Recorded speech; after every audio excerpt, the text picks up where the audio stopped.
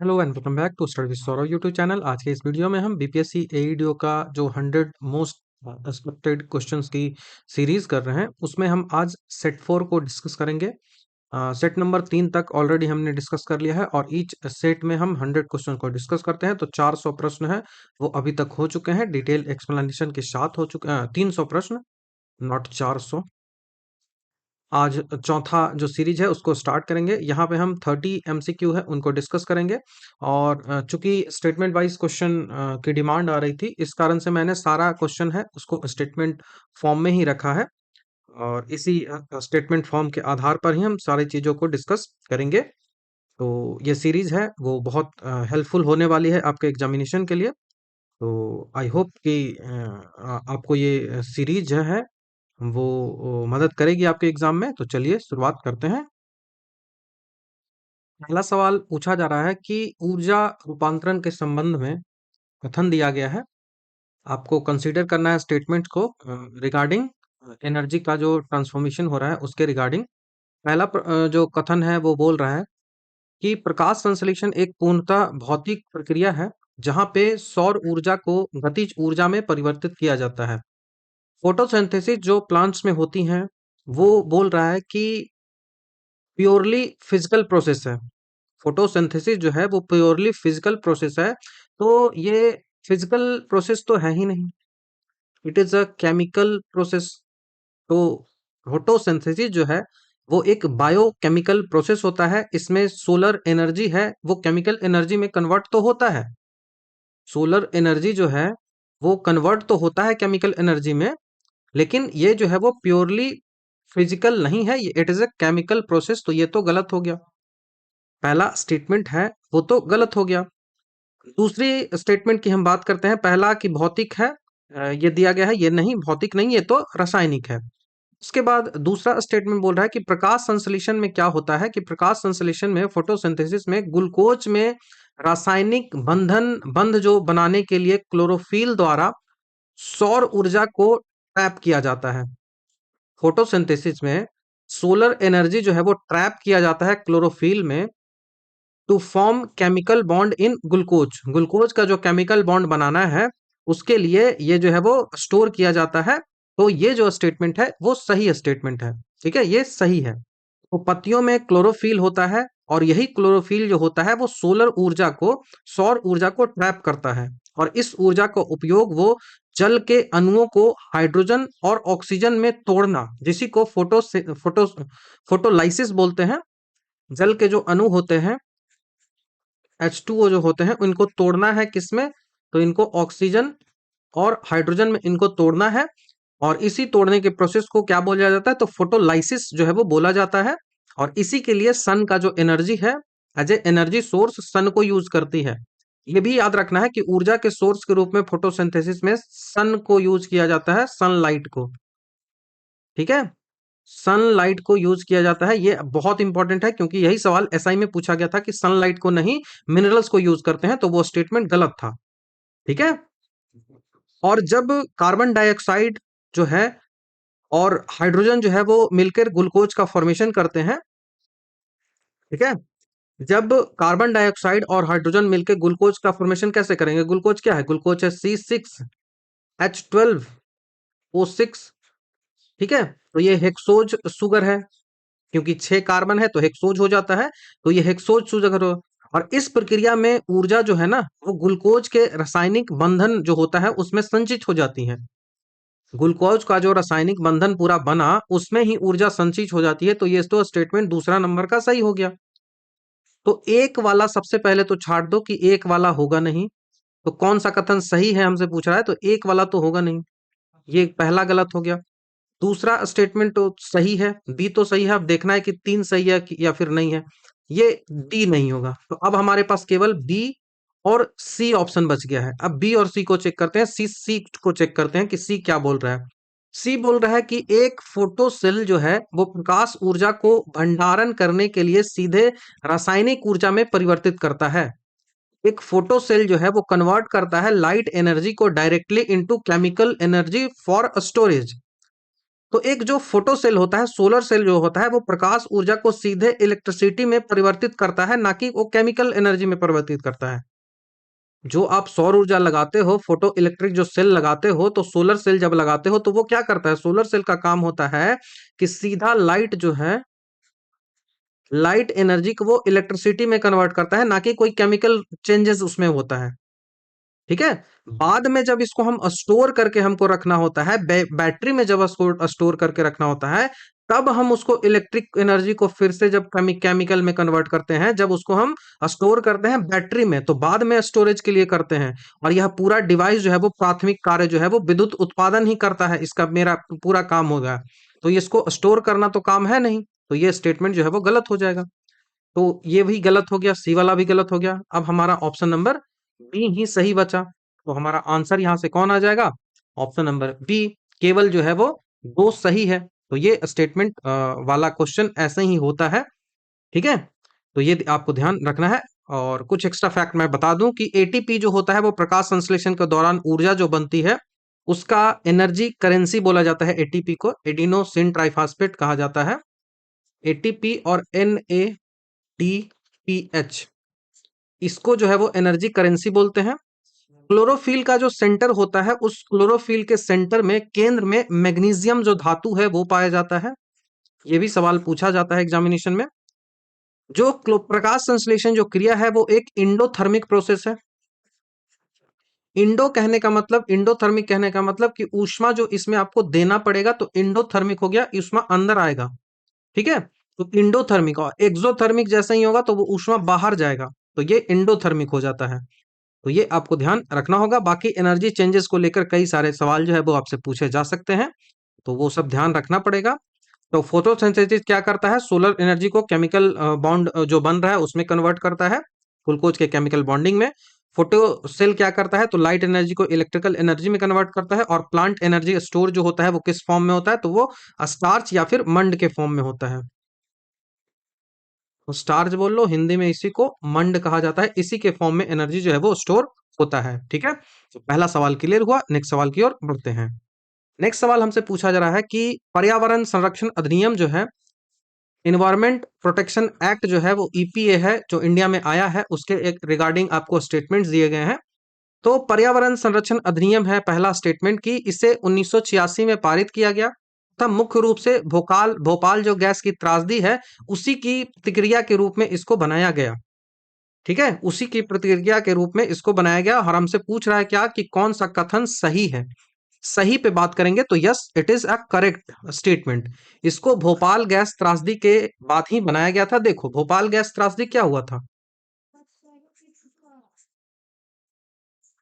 Bhopal gas जो tragedy था वो क्या हुआ था, तो मिथाइल आइसोसाइनाइड जो, मिथाइल आइसोसाइनाइड जो गैस होती है ना, वो union carbide PBT LTD, union carbide नाम की कंपनी थी भोपाल में, जो कि private union carbide private limited company थी। उसके उस जो फैक्ट्री है उससे मिथाइल आइसोसाइनाइड जो है वो लीकेज हो गया था 2 से 3 दिसंबर को, 2 दिसंबर की रात को हुआ था। तो 2 से 3 दिसंबर को 1984 में ये लीकेज जो है वो हुआ था। और इसी को भोपाल गैस त्रासदी जो है वो कहा जाता है। इसमें भारत सरकार ने महसूस किया कि पर्यावरण को प्रोटेक्ट करने के लिए कुछ ना कुछ तो लॉ चाहिए ही, अदरवाइज लोग जो है वो, कंपनियां जो है वो अपने मन मुताबिक चीजें करती रहेंगी। तो इसी के प्रमाण परिणाम स्वरूप 1986 में पर्यावरण संरक्षण अधिनियम जो है वो लाया गया। ये इसे एक जो है वो अम्ब्रेला एक्ट की तरह लाया गया, मतलब इस एक्ट में कई सारी चीजों को समाहित किया गया। ठीक है। इस एक्ट है, इसको एक अम्ब्रेला एक्ट के रूप में लाया गया, अम्ब्रेला एक्ट कहा गया, क्योंकि इसी एक्ट में कई सारे लॉज को जो है वो कंक्लूड किया गया, क्योंकि यह केंद्र सरकार को प्रदूषण के मानक तय करना, कि जो पॉल्यूशन हो रहा है उसके क्या क्या मानक है, खतरनाक पदार्थों का प्रबंधन, और किसी भी औद्योगिक इकाई को बंद करना या फिर उसको रेगुलेट करने के लिए बहुत ज्यादा पावर दे रहा था। इस कारण से इसको जो है वो अम्ब्रेला लेजिस्लेशन भी कह रहे थे, क्योंकि इनमें कई सारे प्रोसेस जो है वो, कई सारे प्रावधान जो है वो किए गए थे। तो दूसरा स्टेटमेंट बोल रहा है कि यह केंद्र सरकार को सभी रूपों में पर्यावरणीय प्रदूषण को रोकने के लिए प्राधिकरण स्थापित करने की अधिकार देता है। तो yes, it is a correct statement. It is a correct statement, तो ये ध्यान आपको रखना है। उसके बाद जो थर्ड स्टेटमेंट है उसकी बात करते हैं, तो एक दो तो सही हो गया। तो थर्ड वाला स्टेटमेंट की बात करते हैं, उसी के बाद आंसर निकल पाएगा। यह अधिनियम जो है वो स्वतंत्र भारत में पारित होने वाला पहला पर्यावरणीय कानून था। क्या ये सही है? क्या एनवायरमेंट से रिलेटेड ये पहला कानून था? तो नहीं, ये स्टेटमेंट जो है वो गलत हो जाएगा। क्यों गलत हो जाएगा? क्योंकि इससे पहले ही वाइल्ड लाइफ प्रोटेक्शन एक्ट जो है वो हमारे यहाँ 1972 वाला आया हुआ है। वाइल्ड लाइफ प्रोटेक्शन एक्ट 1972 आया हुआ है, तो यही तो पर्यावरण से रिलेटेड ही तो है ना। उसके साथ ही साथ हमने वाटर पॉल्यूशन को लेकर भी जल प्रदूषण निवारण एवं नियंत्रण अधिनियम 1974 भी हमने लाया था। तो वाटर पॉल्यूशन को लेकर भी हमने एक्ट जो है वो 1974 में लाया था। ये भी सवाल जो है वो बिहार एसआई में पूछा गया है। जल प्रदूषण निवारण एवं नियंत्रण अधिनियम 1974, तो ये पहला तो हुआ नहीं, ये तो 86 से पहले दो नियम आ गए हैं पर्यावरण को संरक्षण को लेकर। तो ये आपको ध्यान रखना होगा। तो ये 1 और 2 सही है, तो 1 और 2 सही है, तो हमारा स्टेटमेंट जो है वो ऑप्शन नंबर ए हमारा सही हो जाएगा। तो इसका आंसर तो ऑप्शन नंबर ए हो जाएगा, ठीक। यदि हम कुछ प्रावधानों की बात करें कि हमारा कॉन्स्टिट्यूशन है वहां पे क्या प्रावधान किया गया है, तो यह जो अधिनियम है संविधान की 253 जो नंबर का आर्टिकल है, आर्टिकल नंबर जो 253 है वो अंतर्राष्ट्रीय समझौतों को लागू करना, जो स्टॉकहोम सम्मेलन जो 1972 में हुआ था, इसी के तहत ये बनाया गया था। तो यह अधिनियम जो है वो संविधान के 253 जो एक्ट है, 253 एक्ट कहता है कि जो भी इंटरनेशनल ट्रीटी होती है, अंतर्राष्ट्रीय समझौता होता है, उन सबको लागू करवाना भारत सरकार को है। उन सबको लागू करवाना भारत सरकार को है। और यही में 1972 में हुआ क्या था, तो 1972 में स्टॉकहोम सम्मेलन हुआ था। स्टॉकहोम सम्मेलन हुआ था और इसको लागू तो करना ही है। दैट्स वाई 1972 में हमने वाइल्ड लाइफ प्रोटेक्शन एक्ट को लाया। वाइल्ड लाइफ प्रोटेक्शन एक्ट को लाया और इसी के तहत हमने इको सेंसिटिव जोन्स भी, ईएसजेड जो होता है, इको सेंसिटिव जोन जो है वो इसी अधिनियम के तहत जो है वो घोषित किए जाते हैं। Eco sensitive zone, central government को सारा पावर यहाँ पे होता है। सेंट्रल गवर्नमेंट मतलब सेंट्रलाइज कंट्रोल इस पे होता है, तो ये भी आपको ध्यान रखना है। तो यहाँ से अब आपका आंसर तो बन गया है। नेक्स्ट सवाल की ओर बढ़ते हैं। नेक्स्ट सवाल हमसे बोल रहा है कि भारत में जो नैनो मिशन है उसके रिगार्डिंग कौन सा स्टेटमेंट जो है वो सही है या क्या है, तो कौन सा कथन सही है, इसकी बात बोल रहा है। तो भारत ने नैनो विज्ञान और प्रौद्योगिकी, जो नैनो टेक्नोलॉजी है और जो प्रौद्योगिकी है, उसको लेकर क्या-क्या मिशन में क्या-क्या सत्य हैं, यही सवाल जो है वो पूछा जा रहा है।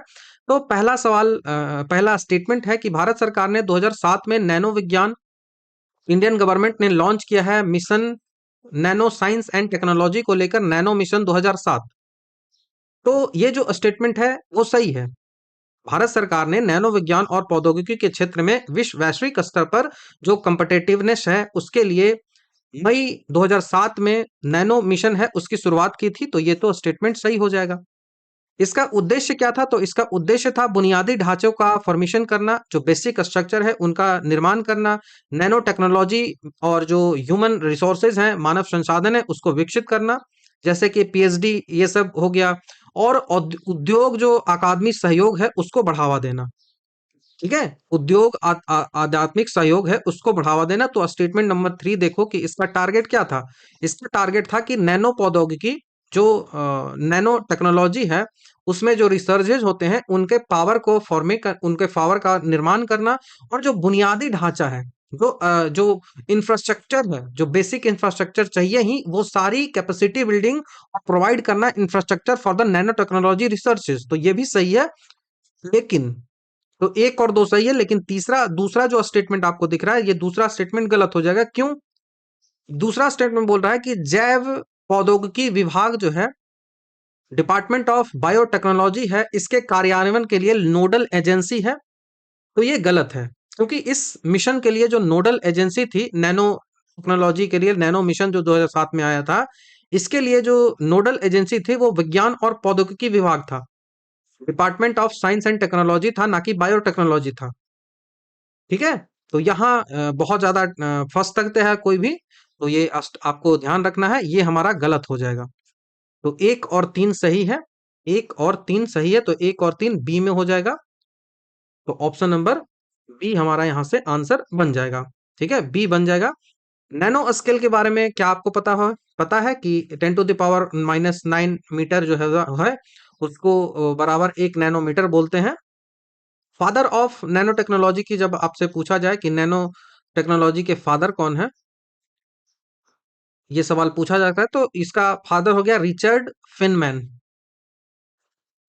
Richard Feynman. रिचर्ड फेनमैन को टेक्नोलॉजी का फादर जो है वो कहा जाता है। तो ये ध्यान रखना है। नेक्स्ट सवाल की ओर बढ़ते हैं। नेक्स्ट सवाल है कि आर्टिफिशियल इकोसिस्टम के बारे में पूछा है कि निम्नलिखित में से किसे कृत्रिम पारिस्थितिकी तंत्र आर्टिफिशियल इकोसिस्टम के रूप में वर्गीकृत जो है वो किया जाता है। मतलब कौन सा जो है वो प्राकृतिक इकोसिस्टम नहीं है, वो आर्टिफिशियली जो है वो तैयार किया गया है। तो विकल्प आपको दिया गया है, उसमें से पारिस्थितिकी तंत्र ऐसा जो कि मैन मेड है उसके बारे में आपको बताना है। ठीक है, उसके बारे में आपको बताना है। पहला स्टेटमेंट है वो क्या है? पहला है कि एक सावधानी पूर्वक रखा गया वनस्पतिक उद्यान। तो केयरफुली मेंटेन्ड जो बोटेनिकल गार्डन है वो ह्यूमन के द्वारा ही तो मेंटेन किया जाएगा ना, तो ये तो सही है। ये आर्टिफिशियल इकोसिस्टम है। बड़े पैमाने पर धान का खेत मतलब फसल भूमि, एक लार्ज स्केल पर पैडी फील्ड है तो क्रॉप लैंड है, ये भी तो अगर इकोसिस्टम है तो ये इकोसिस्टम आर्टिफिशियली मेड किया गया है। तीसरा है कि एक अर्बन एक्वेरियम एक्वेरियम तीसरा एक अर्बन एक्वेरियम की बात बोल रहा है कि एक ऐसा एक्वेरियम मतलब जहां पे मछली रखा जाता है, एक्वेरियम। तो अर्बन एक्वेरियम ये भी सही है। उसके बाद चौथा है कि एक प्राकृतिक मीठे पानी की झील। तो यहाँ पे देखो वर्ड भी प्राकृतिक आ गया है, और मीठे पानी की जब झील है ही प्राकृतिक, फ्रेश वाटर लेक है, तो ये तो नेचुरल सिस्टम हो जाएगा। तो 4 नंबर वाला तो नहीं है, जो आर्टिफिशियल है। तो 1 2 3 तो हो जाएगा, 1 2 3, तो ऑप्शन नंबर जो हमारा आंसर है वो ऑप्शन नंबर ए हो जाएगा। कृत्रिम पारिस्थितिकी तंत्र आखिर बोलते किसको है? तो वैसा एक इकोसिस्टम जो कि ह्यूमंस के द्वारा बनाया गया है, मनुष्यों द्वारा ऊर्जा और पदार्थ का जो इनपुट है उसके माध्यम से आर्टिफिशियली बनाया जाता है। बॉटेनिकल गार्डन की बात करें कि वैसा जहाँ पे पौधे को मनुष्य द्वारा उगाया और संरक्षित किया जाता है वो बॉटेनिकल गार्डन हो गया। धान का खेत जो है वो एक अत्यधिक प्रबंधित तंत्र होता है जहाँ पे मनुष्य बीज डालते हैं, तो ये शो हो गया। इक्वेरियम जहाँ पे मछली रखी जाती है तो छोटा एक पारिस्थितिकी तंत्र हो जाता है, लेकिन मीठा पानी तो प्राकृतिक वाला आ जाएगा। तो आर्टिफिशियल में क्रॉपलैंड हो गया, गार्डन हो गया, एक्वेरियम हो गया, जू हो गया। वहीं नेचुरल की बात करें तो ओसेन हो गया, फॉरेस्ट हो गया, लेक हो गया, और उसके साथ ही साथ रिवर्स हो गया। नेक्स्ट सवाल की ओर बढ़ते हैं। नेक्स्ट सवाल सोनार के बारे में बोल रहा है। सोनार तकनीक के बारे में आपका जो दिया गया है उस पे बात करना है। तो जो सोनार है उसके बारे में स्टेटमेंट है। पहला तो इसका आपको पूरा पता होना चाहिए, फुल फॉर्म ये सबसे ज्यादा पूछा जाता है। तो साउंड नेविगेशन एंड रेंजिंग इसका फुल फॉर्म होता है। साउंड नेविगेशन एंड रेंजिंग ये जो है वो अल्ट्रासोनिक वेव जो होती है, अल्ट्रासोनिक मतलब 20,000 हर्ट्ज से जो ज्यादा वेव होती हैं, 20,000 हर्ट्ज से जो ज्यादा वेव्स होती हैं उन्हीं के लिए ये होता है। ठीक है, उन्हीं के लिए ये अल्ट्रासोनिक जो वेव होता है, अल्ट्रासोनिक जो वेव्स होती हैं उन्हीं का उपयोग करता है। तो स्टेटमेंट को पढ़ते हैं कि यह पानी के नीचे वस्तुओं की दूरी और दिशा का पता लगाने के लिए अल्ट्रासोनिक जो वेव्स होती हैं उनका उपयोग करती है। जैसे ये पानी है ना, तो इसके अंदर ये डालेगा, अब यहाँ पे ये टकराएगा इससे और फिर से ये लौट के आ जाएगा, तो इससे डिस्टेंस तो उसकी नापी जा सकती है ना। तो दूरी नाप देगा और ऐसे ही करके उसका डायरेक्शन भी नाप देगा। तो ये पता लगाने के लिए अल्ट्रासोनिक वेव को यूज करती है। तो ये तो स्टेटमेंट सही हो जाएगा। तो पहला स्टेटमेंट सही है। ये जो क्या करता है, तो रिफ्लेक्शन और इको पर काम करता है। मैंने बताया ना कि रिफ्लेक्ट करेगा और इको है उससे काम करेगा। और ट्रांसमीटर जो है वो तरंगों को भेजता है और वो वस्तु से टकराकर वापस आती है और उन्हीं को डिटेक्टर द्वारा पकड़ा जाता है, और उसके बाद उसको जो है वो जो दिशा है, जो दूरी है वो नाप दिया जाता है। तो दूसरा स्टेटमेंट है कि यह ध्वनि तरंगों को इको के सिद्धांत पर आधारित है। तो yes, it is a correct statement, is based on the principle of the eco of sound wave. दूसरा सही हो गया। तीसरा जो स्टेटमेंट है उसकी बात करते हैं। तो तीसरा स्टेटमेंट बोल रहा है कि पानी के नीचे अनुप्रयोग के लिए रडार की तुलना में कम प्रभावी होता है। क्यों कम प्रभावी होता है? क्योंकि विद्युत चुंबकीय तरंग जो है वो पानी में तेजी से क्षीण हो जाते हैं, मतलब खत्म हो जाते हैं। ये लेस इफेक्टिव होता है रादर देन रडार बोल रहा है अंडर वाटर में, वाटर के अंदर।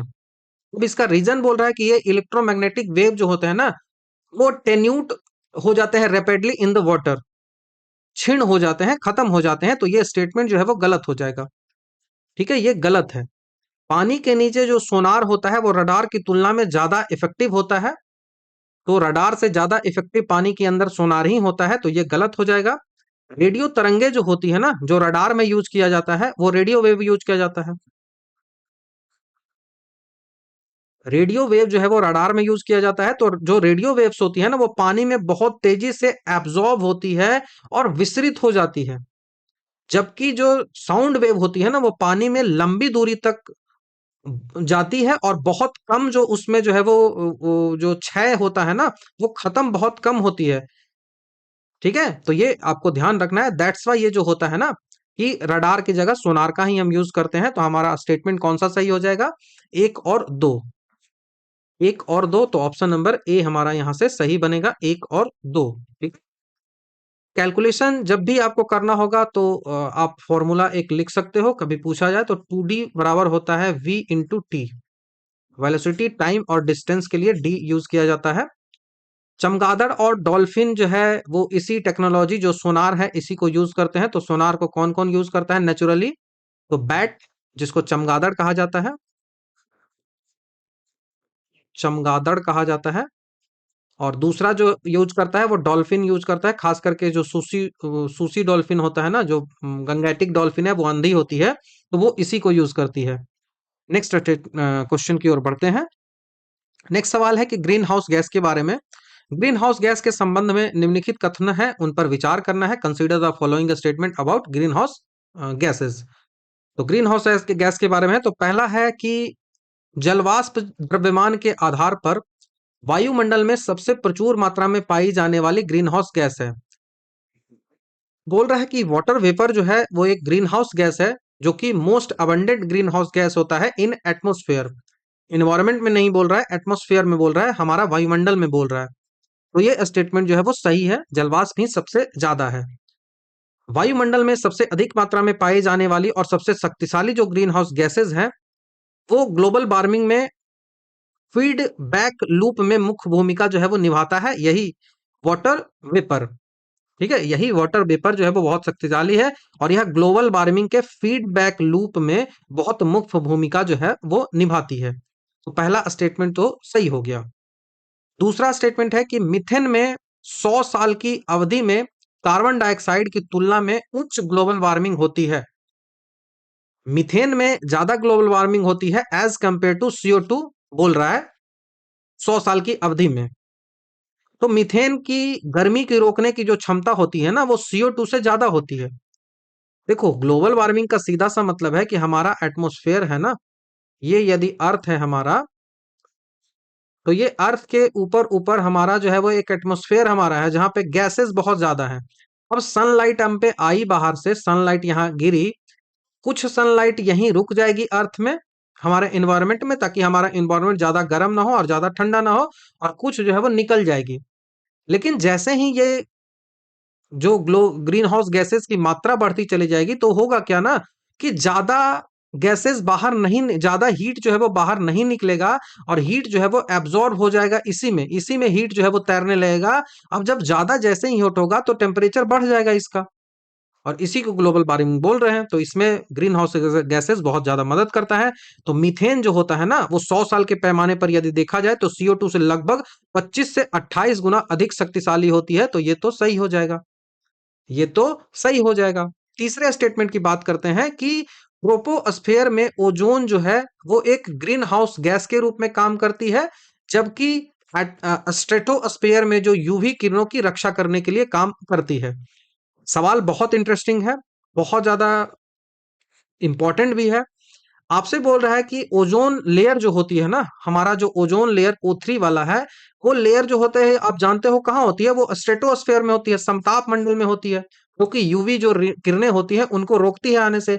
लेकिन लेकिन आपको ये ध्यान रखना है कि ये ट्रोपोस्फेयर में भी होती है ग्रीन हाउस गैसेस, और ये ग्रीन हाउस गैसेस के रूप में ट्रोपोस्फेयर में जब ओजोन होता है ना, तो वो ग्रीन हाउस गैसेस के रूप में काम करता है। लेकिन जैसे ही वो स्ट्रेटोस्फेयर में चला जाता है, तो वो हमारा जो हानिकारक परावैंगनिक किरणें हैं, अल्ट्रावायलेट रे जो है, उनको रोकती है और हमारे हमको प्रोटेक्ट करती है। तो ये भी स्टेटमेंट जो है वो सही है। तो कभी भी कंफ्यूज ऐसे क्वेश्चंस में नहीं करना है। तो यहां से हमारा आंसर कौन सा बनेगा? ऑप्शन नंबर डी बनेगा, क्योंकि सारा सही है। एक दो तीन पूरा सही है। तो most abundant green house gas कौन सा है? तो वाटर वेपर है, याद रखना है, जलवाष्प है। हाईली पोटेंसी किसकी होती है? तो मीथेन की होती है, CH4 हो गया। गुड ओजोन जो है वो कहाँ रहता है? स्ट्रेटोस्फेयर में। बैड ओजोन जो कहाँ रहता है? वो ट्रोपोस्फेयर में। बैड ओजोन जो होता है वो ट्रोपोस्फेयर में होता है, और गुड ओजोन जो होता है वो स्ट्रेटोस्फेयर में होता है। कभी भी कंफ्यूजन नहीं होना चाहिए। स्टेथोस्फेयर वाला जो होगा वो कहलाएगा गुड ओजोन, समताप मंडल वाला, क्योंकि ये रोक रहा है हमें। लेकिन वहीं ट्रोपोस्फेयर वाला होगा, वो यूवी किरणों को नहीं रोकता है, वो तो और ग्रीन हाउस गैस को फैला रहा है। इसी कारण से इसको बैड ओजोन बोलेंगे, बैड ओजोन कहा जाएगा। नेक्स्ट सवाल की ओर बढ़ते हैं। नेक्स्ट सवाल हमारा है 7वें नंबर का, कि जब प्रकाश के प्राथमिक रंग के साथ हेरफेर किया जाता है तो निम्नलिखित परिणामों पर विचार करिए। आपको पता है कि प्राइमरी कलर जो होता है वो आरजीबी होता है, रेड, ग्रीन, ब्लू। ठीक है, रेड, ग्रीन, ब्लू जो है वो आरबीजी होता है। इसी को मिलाकर और साला जो कलर है वो बनता है। इसी को जब हम मिलाते हैं तो और साला कलर बनता है। और जो ये प्राइमरी कलर हो गए। प्राइमरी कलर के बाद जो बनता है वो कहलाता है सेकेंडरी कलर। अब ये सेकेंडरी कलर बनता कैसे है? तो सेकेंडरी कलर बनता है कि जब ऐसे ये पूरा ये वाला याद रखोगे तो ज्यादा अच्छा है। Red, green, blue. अब रेड ग्रीन ब्लू तीनों को यदि हम मिला देते हैं, रेड ग्रीन ब्लू तीनों को यदि हम मिला देते हैं, तो यहाँ पे जो कलर आपका बनेगा ना, सबसे बीच में जो बनेगा, रेड, ग्रीन, ब्लू को जब मिलाएंगे तो ये व्हाइट बन जाएगा। तो सबसे जो बनेगा, रेड ग्रीन ब्लू को मिलाएंगे तो वो व्हाइट बनेगा। पहला स्टेटमेंट पढ़ो कि तीनों को समान अनुपात में मिलाने से सफेद प्रकाश जो है वो बनता है, तो ये तो सही हो गया। दूसरा स्टेटमेंट पढ़ा जाएगा। दूसरा स्टेटमेंट है कि रेड और ब्लू को मिला रहे हैं। रेड और ब्लू को मिला रहे हैं, तो यहाँ पे कौन सा कलर बनना चाहिए? तो रेड और ब्लू को मिलाएंगे तो मेजेंटा कलर बनता है। मेजेंटा कलर बनता है। तो ये कौन सा है? तो मेजेंटा है। स्टेटमेंट पढ़ते हैं कि रेड और ब्लू को मिलाते हैं तब सियान कलर बनता है। तो ये तो गलत है। ये तो गलत है, क्योंकि ये तो कौन सा कलर बनता है? तो ये तो मेजेंटा बनता है। मेजेंटा बनता है। तो ये तो गलत हो गया, रेड और ब्लू वाला। तो दूसरा स्टेटमेंट गलत है। तीसरा उसके बाद पढ़ते हैं, लाल और हरा को मिलाते हैं, रेड और ग्रीन को मिलाते हैं, तो यहाँ पे जो बनता है वो येलो बनता है, पीला बनता है। स्टेटमेंट पढ़ो, लाल और हरे को मिलाने से पीला बनता है, तो ये तो सही हो जाएगा। ये तो सही हो जाएगा। तो आपको ये क्लियर होना चाहिए। अब जो सियान वाली बात होगी, तो ग्रीन और ब्लू को जब मिलाएंगे, हरा और नीला को जब मिलाएंगे, तब जाके सियान बनेगा। ठीक है, तब जाके सियान बनेगा। तो येलो, मेजेंटा और सियान, ये जो होते हैं वो सेकेंडरी कलर होते हैं। रेड ग्रीन ब्लू जो होते हैं वो प्राइमरी कलर होते हैं। और व्हाइट तीनों को मिलाने से बनता है। तीनों को मिलाने से बनता है। तो यहां से स्टेटमेंट कौन कौन सा सही हो जाएगा? 1 और 3। 1 और 3 हमारा सही है। तो नहीं, 1 और 3 कहाँ है? पूछ क्या रहा है ये देखो। कथन गलत है। कभी कंफ्यूज नहीं करना है कौन सा कथन गलत है। तो 2 वाला कथन गलत है, तो ओनली 2 हमारा आंसर हो जाएगा। ओनली 2 हमारा यहां से आंसर बन जाएगा। ठीक है। तो कंटेम्पररी कलर की बात करें तो वे दो रंग जिन्हें मिलाने से सफेद प्रकाश बने, उनको हम कंटेम्पररी कलर बोलते हैं। जैसे नीला और पीला को मिलाते हैं, जैसे हम यदि नीले और पीले को मिलाएंगे, येलो और ब्लू को मिलाएंगे, ऐसे करके मिलाएंगे तो व्हाइट बन जाएगा। तो ये कंटेम्पररी कलर हो गया। कौन सा कलर हो गया? कंटेम्पररी बोलो, कॉम्प्लीमेंट्री कलर। कॉम्प्लीमेंट्री कलर इसको कहा जाता है। जैसे ये यहाँ भी ग्रीन और मेजेंटा को मिलाएंगे तब भी, रेड और सियान को मिलाएंगे तब भी, ऐसे मिलाओगे तब व्हाइट बनेगा। तीनों को मिला दो तब भी व्हाइट बनेगा। ठीक है, तो ये आपको ध्यान रखना होगा। टीवी स्क्रीन की बात करें तो सीआरटी जो होता है और एलईडी जो स्क्रीन होता है उसमें आरबीजी पिक्सल का उपयोग जो है वो किया जाता है। रेड, ग्रीन, ब्लू जो पिक्सल्स होती है उसको ही टीवी में यूज करते हैं, चाहे वो एलईडी टीवी हो चाहे वो सीआरटी टीवी हो। अब मुझे आप सीआरटी का फुल फॉर्म बता दो कमेंट में, तो पता तो चले ना इंगेजिंग है वीडियो या फिर नहीं है। सीआरटी हो गया और एलईडी हो गया। तो सीआरटी और एलईडी दोनों का फुल फॉर्म मुझे आप कमेंट में बताइए। नेक्स्ट सवाल की ओर हम बढ़ते हैं। नेक्स्ट सवाल हमसे पूछा जा रहा है कि भारत का जो चरम बिंदु है उनके रिगार्डिंग आपको बताना है कि भारत में जो पॉइंट्स होती हैं उत्तर दक्षिण पूरब पश्चिम वो कैसे है। तो पहला स्टेटमेंट है कि कन्याकुमारी भारतीय संघ का दक्षिणतम बिंदु है। कन्याकुमारी जो है वो भारतीय संघ का दक्षिणतम बिंदु है। तो पहला स्टेटमेंट जो हमारा दक्षिणतम बिंदु के बारे में बोला गया है, पूछ गया है कौन सा सही है, तो ये गलत हो जाएगा। क्योंकि दक्षिणतम बिंदु जो हमारा है ना वो सबसे अंडमान निकोबार जो 6 डिग्री 4 मिनट नॉर्थ है, 6 डिग्री 4 मिनट नॉर्थ है, ये अंडमान निकोबार का बिंदु है। और इस बिंदु को क्या बोलते हैं, इस बिंदु को कहा जाता है इंदिरा पॉइंट। इंदिरा पॉइंट। ये जो कन्याकुमारी आपको दिख रहा है ना, कन्याकुमारी जो दिख रहा है वो भारत का मुख्य भूमि का भूमि है, जो कि 8 डिग्री 4 मिनट है, 8 डिग्री 4 मिनट नॉर्थ है। और ये जो है वो कन्याकुमारी है, ये कन्याकुमारी है। तो ये आपको कभी भी कंफ्यूज नहीं करना है। ऊपर की हम बात करें तो ऊपर जो है वो 37 डिग्री 6 मिनट है, 37 डिग्री 6 मिनट है। ठीक है, 37 डिग्री 6 मिनट ऊपर है। और ऊपर वाले को इंदिरा कॉल बोलते हैं, इंदिरा कॉल जो है वो कहा जाता है। तो ऊपर नीचे इंदिरा पॉइंट और इंदिरा कॉल आपको क्लियर हो गया। ये जो इंदिरा पॉइंट है ना, ये 2004 में जब सुनामी आई थी ना, तो ये इंदिरा पॉइंट खत्म हो गया है, अभी दिखता नहीं है, ये जलमग्न हो चुका है, ये जलमग्न हो चुका है। उसके बाद स्टेटमेंट को पढ़ते हैं। इंदिरा पॉइंट जो है वो ग्रेट निकोबार द्वीप समूह पर स्थित है। तो दूसरा स्टेटमेंट तो सही है। तीसरा स्टेटमेंट है कि भारत के मुख्य भूमि 8 डिग्री 4 मिनट नॉर्थ से लेकर 37 डिग्री 6 मिनट उत्तरी अक्षांश नॉर्थ कर तक फैली हुई है। तो ये भी स्टेटमेंट जो है वो सही है। उसके बाद तीसरे स्टेटमेंट की बात करते हैं। तो तीसरा स्टेटमेंट क्या बोल रहा है, एक दो तीन, तीन ही तो है ना, तो ये 2 और 3 सही हो जाएगा यहाँ से। तो हमारा स्टेटमेंट कौन सा हो गया, 2 और 3 सही है, तो ऑप्शन नंबर बी हमारा यहाँ से आंसर बनेगा। ठीक है, तो मेनलैंड अंडमान निकोबार पूरा क्लियर होना चाहिए। क्या हमसे प्रश्न में पूछा गया, यदि इंडियन यूनियन पूछता तो इंडियन यूनियन में इंदिरा पॉइंट आ जाएगा। ठीक है, कन्याकुमारी मेनलैंड होता है, ये ध्यान को रखना है। और इंदिरा कॉल हो गया। इंदिरा कॉल कहाँ है, तो ये लद्दाख में है।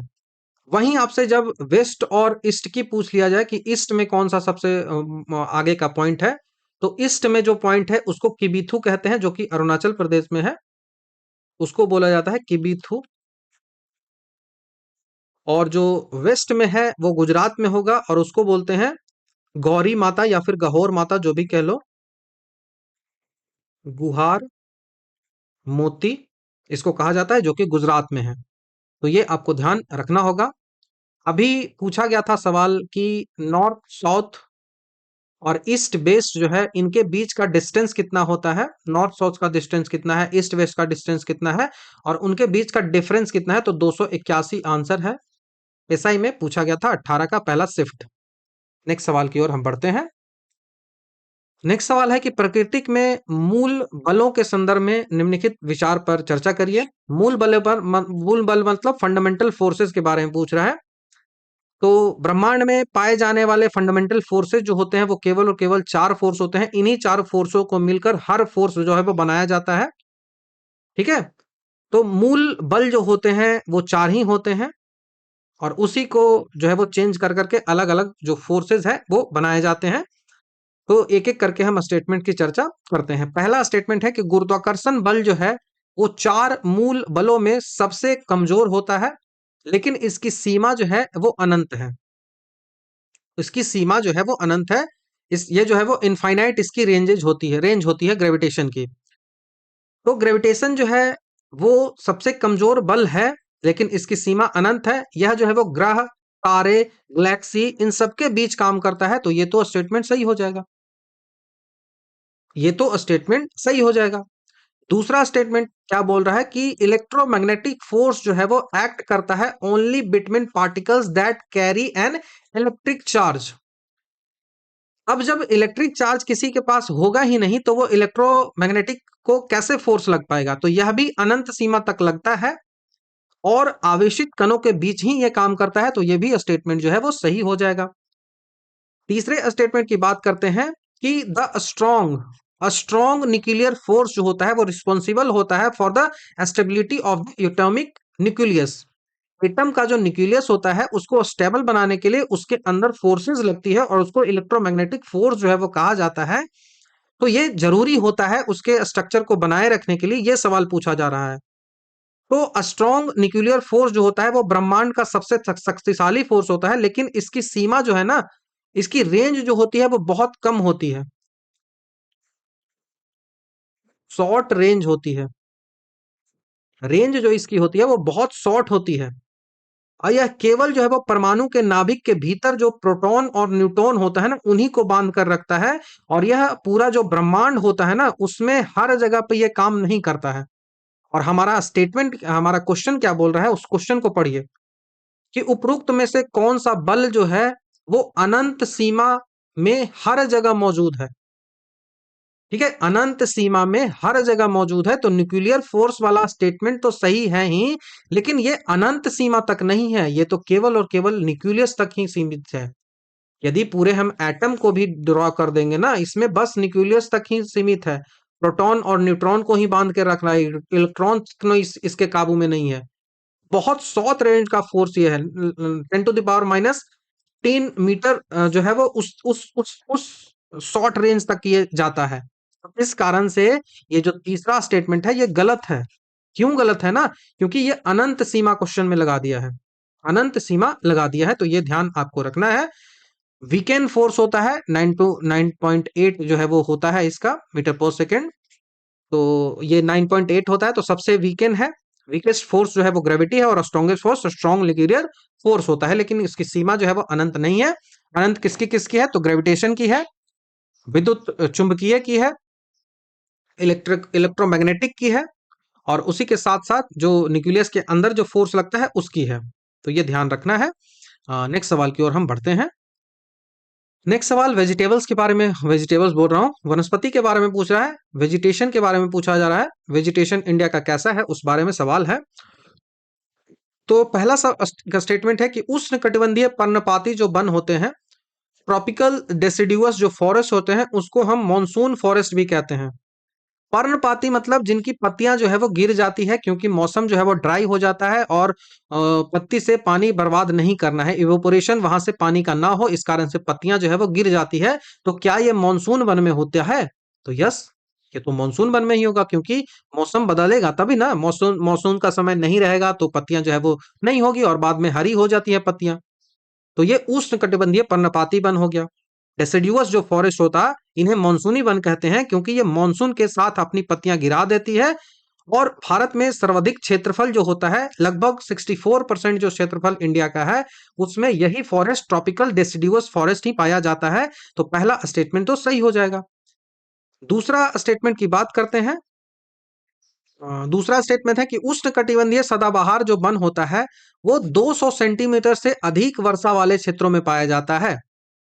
उष्णकटिबंधीय सदाबहार वन, सदाबहार वन कहने का मतलब कि एवरग्रीन फॉरेस्ट है, हमेशा ग्रीन रहेगा, इनकी पत्तियां बड़ी बड़ी होती हैं, क्योंकि पानी यहाँ पे बहुत ज्यादा होता है। पानी ज्यादा हो रहा है मतलब कि 200 से अधिक सेंटीमीटर वर्षा हो रही है, तो स्टेटमेंट तो सही हो जाएगा।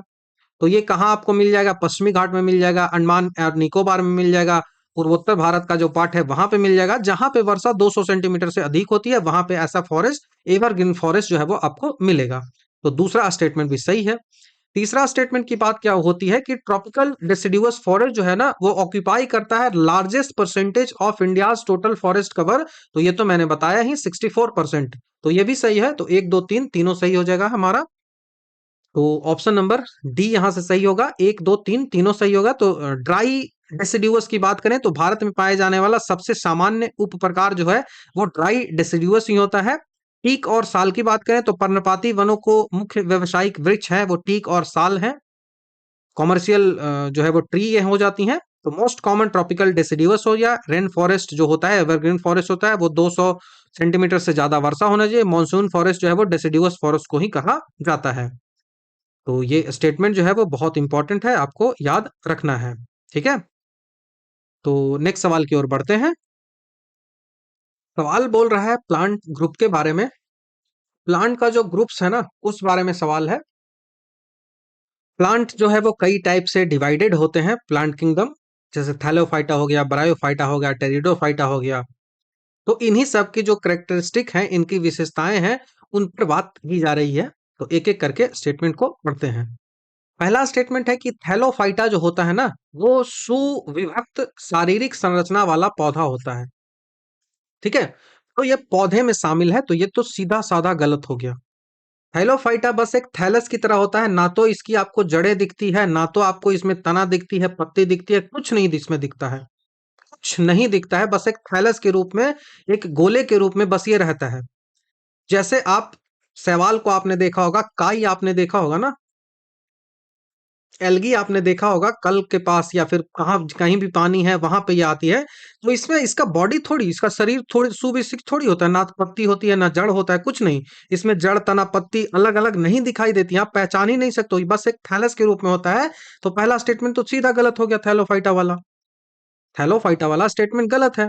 दूसरा स्टेटमेंट की ओर पढ़ते हैं।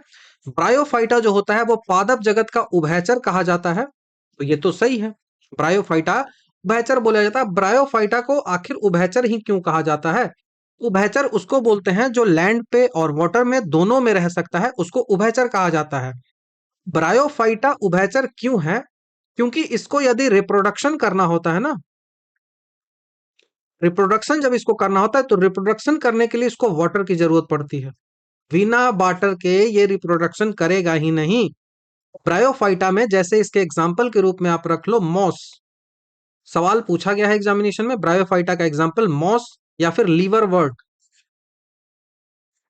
लीवर वर्ट, ये लीवर वर्ट और मॉस दोनों जो है वो ब्रायोफाइटा ही के ही है, और पादप जगत का इसको उभयचर कहा जाता है। ये मिट्टी में रहते हैं, लेकिन इनको जब भी फर्टिलाइजेशन करने की जरूरत होगी तो उसके लिए वाटर में जाना ही पड़ेगा। तो दूसरा स्टेटमेंट सही हो जाएगा। तीसरे स्टेटमेंट की बात करते हैं। तीसरा जो बोल रहा है वो टेरिडोफाइटा के बारे में बोल रहा है कि जो टेरिडोफाइटा होता है, उनमें वेस्कुलर टिश्यूज जो होते हैं, संवहन ऊतक जो होते हैं, जिसमें जाइलम आता है और फ्लोएम आता है, वो रखने वाला पहले स्थलीय पौधे हैं। तो ये भी स्टेटमेंट जो है वो सही है। ठीक है, ये स्टेटमेंट सही होता है। जो वस्कुलर टिश्यूज है, वो जाइलम और फ्लोएम, वो टेरिडोफाइटा में ही सबसे पहले विकसित होते हैं। और यह जो टेरिडोफाइटा है, इसका सबसे बड़ा एग्जाम्पल आपको फर्न याद रखना है। फर्न पूछ लिया जाता है, फर्न। जाइलम जो है वो वाटर को लेके जाता है, और फ्लोएम जो होता है वो फूड को लेके जाता है। जाइलम का फ्लो जो होता है वो केवल यूनी डायरेक्शनल होता है, लेकिन फ्लोएम का जो फ्लो होता है वो बाई डायरेक्शनल होता है, ऊपर भी जा सकता है और नीचे भी जा सकता है। ठीक है, बाई डायरेक्शनल ये होता है, ऐसे भी जाएगा और ऐसे भी जाएगा। ठीक है, ये बाई डायरेक्शनल, क्योंकि फूड ले जाना है तो हर जगह ले जाना पड़ेगा, लेकिन वाटर सीधा कहां से जाता है? वाटर जड़ों से पत्ती तक जाता है, ना कि पत्ती से वाटर आएगा नीचे। तो इस कारण से ये हो गया। तो दो स्टेटमेंट सही है, पहला गलत हो गया। तो पहला यहां है, पहला यहां है, और तीन तो केवल है नहीं। तो ऑप्शन नंबर कौन सा सही हो जाएगा? ऑप्शन नंबर सी हमारा यहां से आंसर बनेगा। Option number C. Gymnosperm, angiosperm और टेरिडोफाइटा के बारे में थोड़ा सा और जान लो। जिम्नोस्पर्म जो होता है वो नगण्य बीज होते हैं इनके, जैसे पाइनस और देवदार जो है वो जिम्नोस्पर्म में आते हैं।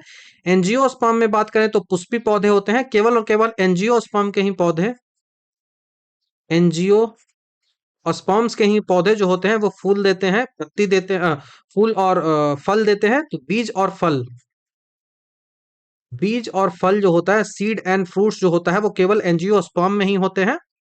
पेरिडोफाइटा, इन्हें रेंगने वाला पादप या फिर वनस्पति सर्प भी कहा जाता है। टेरिडोफाइट्स को क्या कहा जाता है? याद रखना है, रेंगने वाला पादप, रेंगने वाला, तो रेंगने वाला पादप हो गया। और इसको जो वनस्पति सर्प भी कहा जाता है,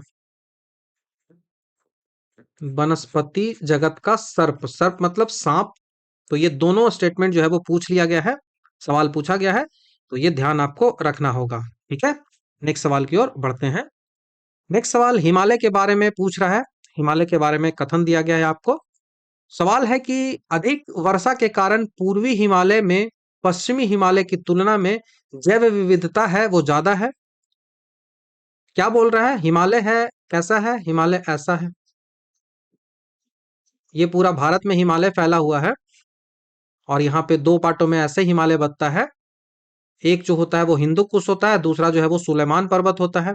तो ये जो है वो सुलेमान है और ये जो है वो हिंदू कुश है। हिंदू कुश कहाँ है? अफगानिस्तान में है। और सुलेमान पर्वत जो है वो कहाँ है? वो पाकिस्तान में है। अब यहाँ पे नंगा पर्वत से लेकर अरुणाचल प्रदेश का जो नामचा बरवा है उस तक इसकी पूरी जो हिमालय की चौड़ाई है, लंबाई है, वो 2500 किलोमीटर है। और हाइट की बात करें तो इनकी हाइट जो है वो इधर साइड जो वेस्ट ईस्ट ये हो गया और ये वेस्ट हो गया। तो ईस्ट साइड हाइट ज्यादा है क्योंकि ईस्ट साइड जो उसका जो चौड़ाई है ना, इस ईस्ट साइड उसकी चौड़ाई कम होती है, इस कारण से हाइट ज्यादा होती है। ईस्ट साइड हाइट ज्यादा होती है, इस कारण से उसकी चौड़ाई जो है वो कम है, इसी कारण से हाइट वहां ज्यादा है। अब बोल रहा है कि अधिक वर्षा हो रही है जिसके कारण पूर्वी हिमालय में जो जैव विविधता है वो पश्चिमी हिमालय की तुलना में ज्यादा है। तो ये स्टेटमेंट सही हो जाएगा। ये स्टेटमेंट सही हो जाएगा। पूर्वी हिमालय जैसे कि अरुणाचल प्रदेश, सिक्किम, इन सब में बंगाल की खाड़ी के करीब होने के कारण अधिक वर्षा होती है, जहां पश्चिमी हिमालय की तुलना में बायोडायवर्सिटी यहां ज्यादा होती है। तो ये तो सही है स्टेटमेंट है। दूसरा स्टेटमेंट बोल रहा है कि पश्चिमी हिमालय जो है वो पूर्वी हिमालय की तुलना में अधिक चौड़ा है। चौड़ा मतलब सीधा सा हम लॉन्गिट्यूडनल एक्सटेंट की बात कर रहे हैं। तो चौड़ाई किसकी ज्यादा है? तो हमने कहा कि चौड़ाई जो है वो वेस्ट की ज्यादा है। तो पश्चिमी हिमालय जो है वो पूर्वी हिमालय की तुलना में अधिक चौड़ा है। तो it is a also correct statement. पश्चिमी हिमालय कश्मीर हो गया, लद्दाख हो गया, उनकी चौड़ाई लगभग 400 किलोमीटर के आसपास है, लेकिन जैसे ही पूर्व की ओर आप बढ़ते चले जाओगे उसकी चौड़ाई 150 किलोमीटर के आसपास ही रह जाएगी, यानी बहुत कम चौड़ा हो जाता है। मतलब एक समय तो ऐसा आता है ना कि सिक्किम के पार जब आप चले जाओगे ना, सिक्किम के पार जैसे ही पहुंचोगे वहां पे आपको ग्रेट हिमालय, मिडिल हिमालय और शिवालिक दिखेगा ही नहीं। वो एक एक जैसा हो जाएगा, इतनी चौड़ाई कम हो जाती है। और यहाँ तो आपको एकदम सेपरेट दिखेगा तीनों हिमालय। ठीक है। तीसरा स्टेटमेंट की बात करते हैं कि स्नो लाइन जो है वो पश्चिमी हिमालय की तुलना में पूर्वी हिमालय में अधिक ऊंचाई पर पाया जाता है। प्रीवियस ईयर में यह स्टेटमेंट पूछा गया है। तो ये भी स्टेटमेंट जो है वो सही है। स्नो लाइन मतलब जहां पे बर्फ जमना स्टार्ट होता है, मतलब बर्फ वहां पे ज्यादा देखने को मिलेगी। पूर्वी हिमालय जो है वो भूमध्य रेखा के अधिक करीब है।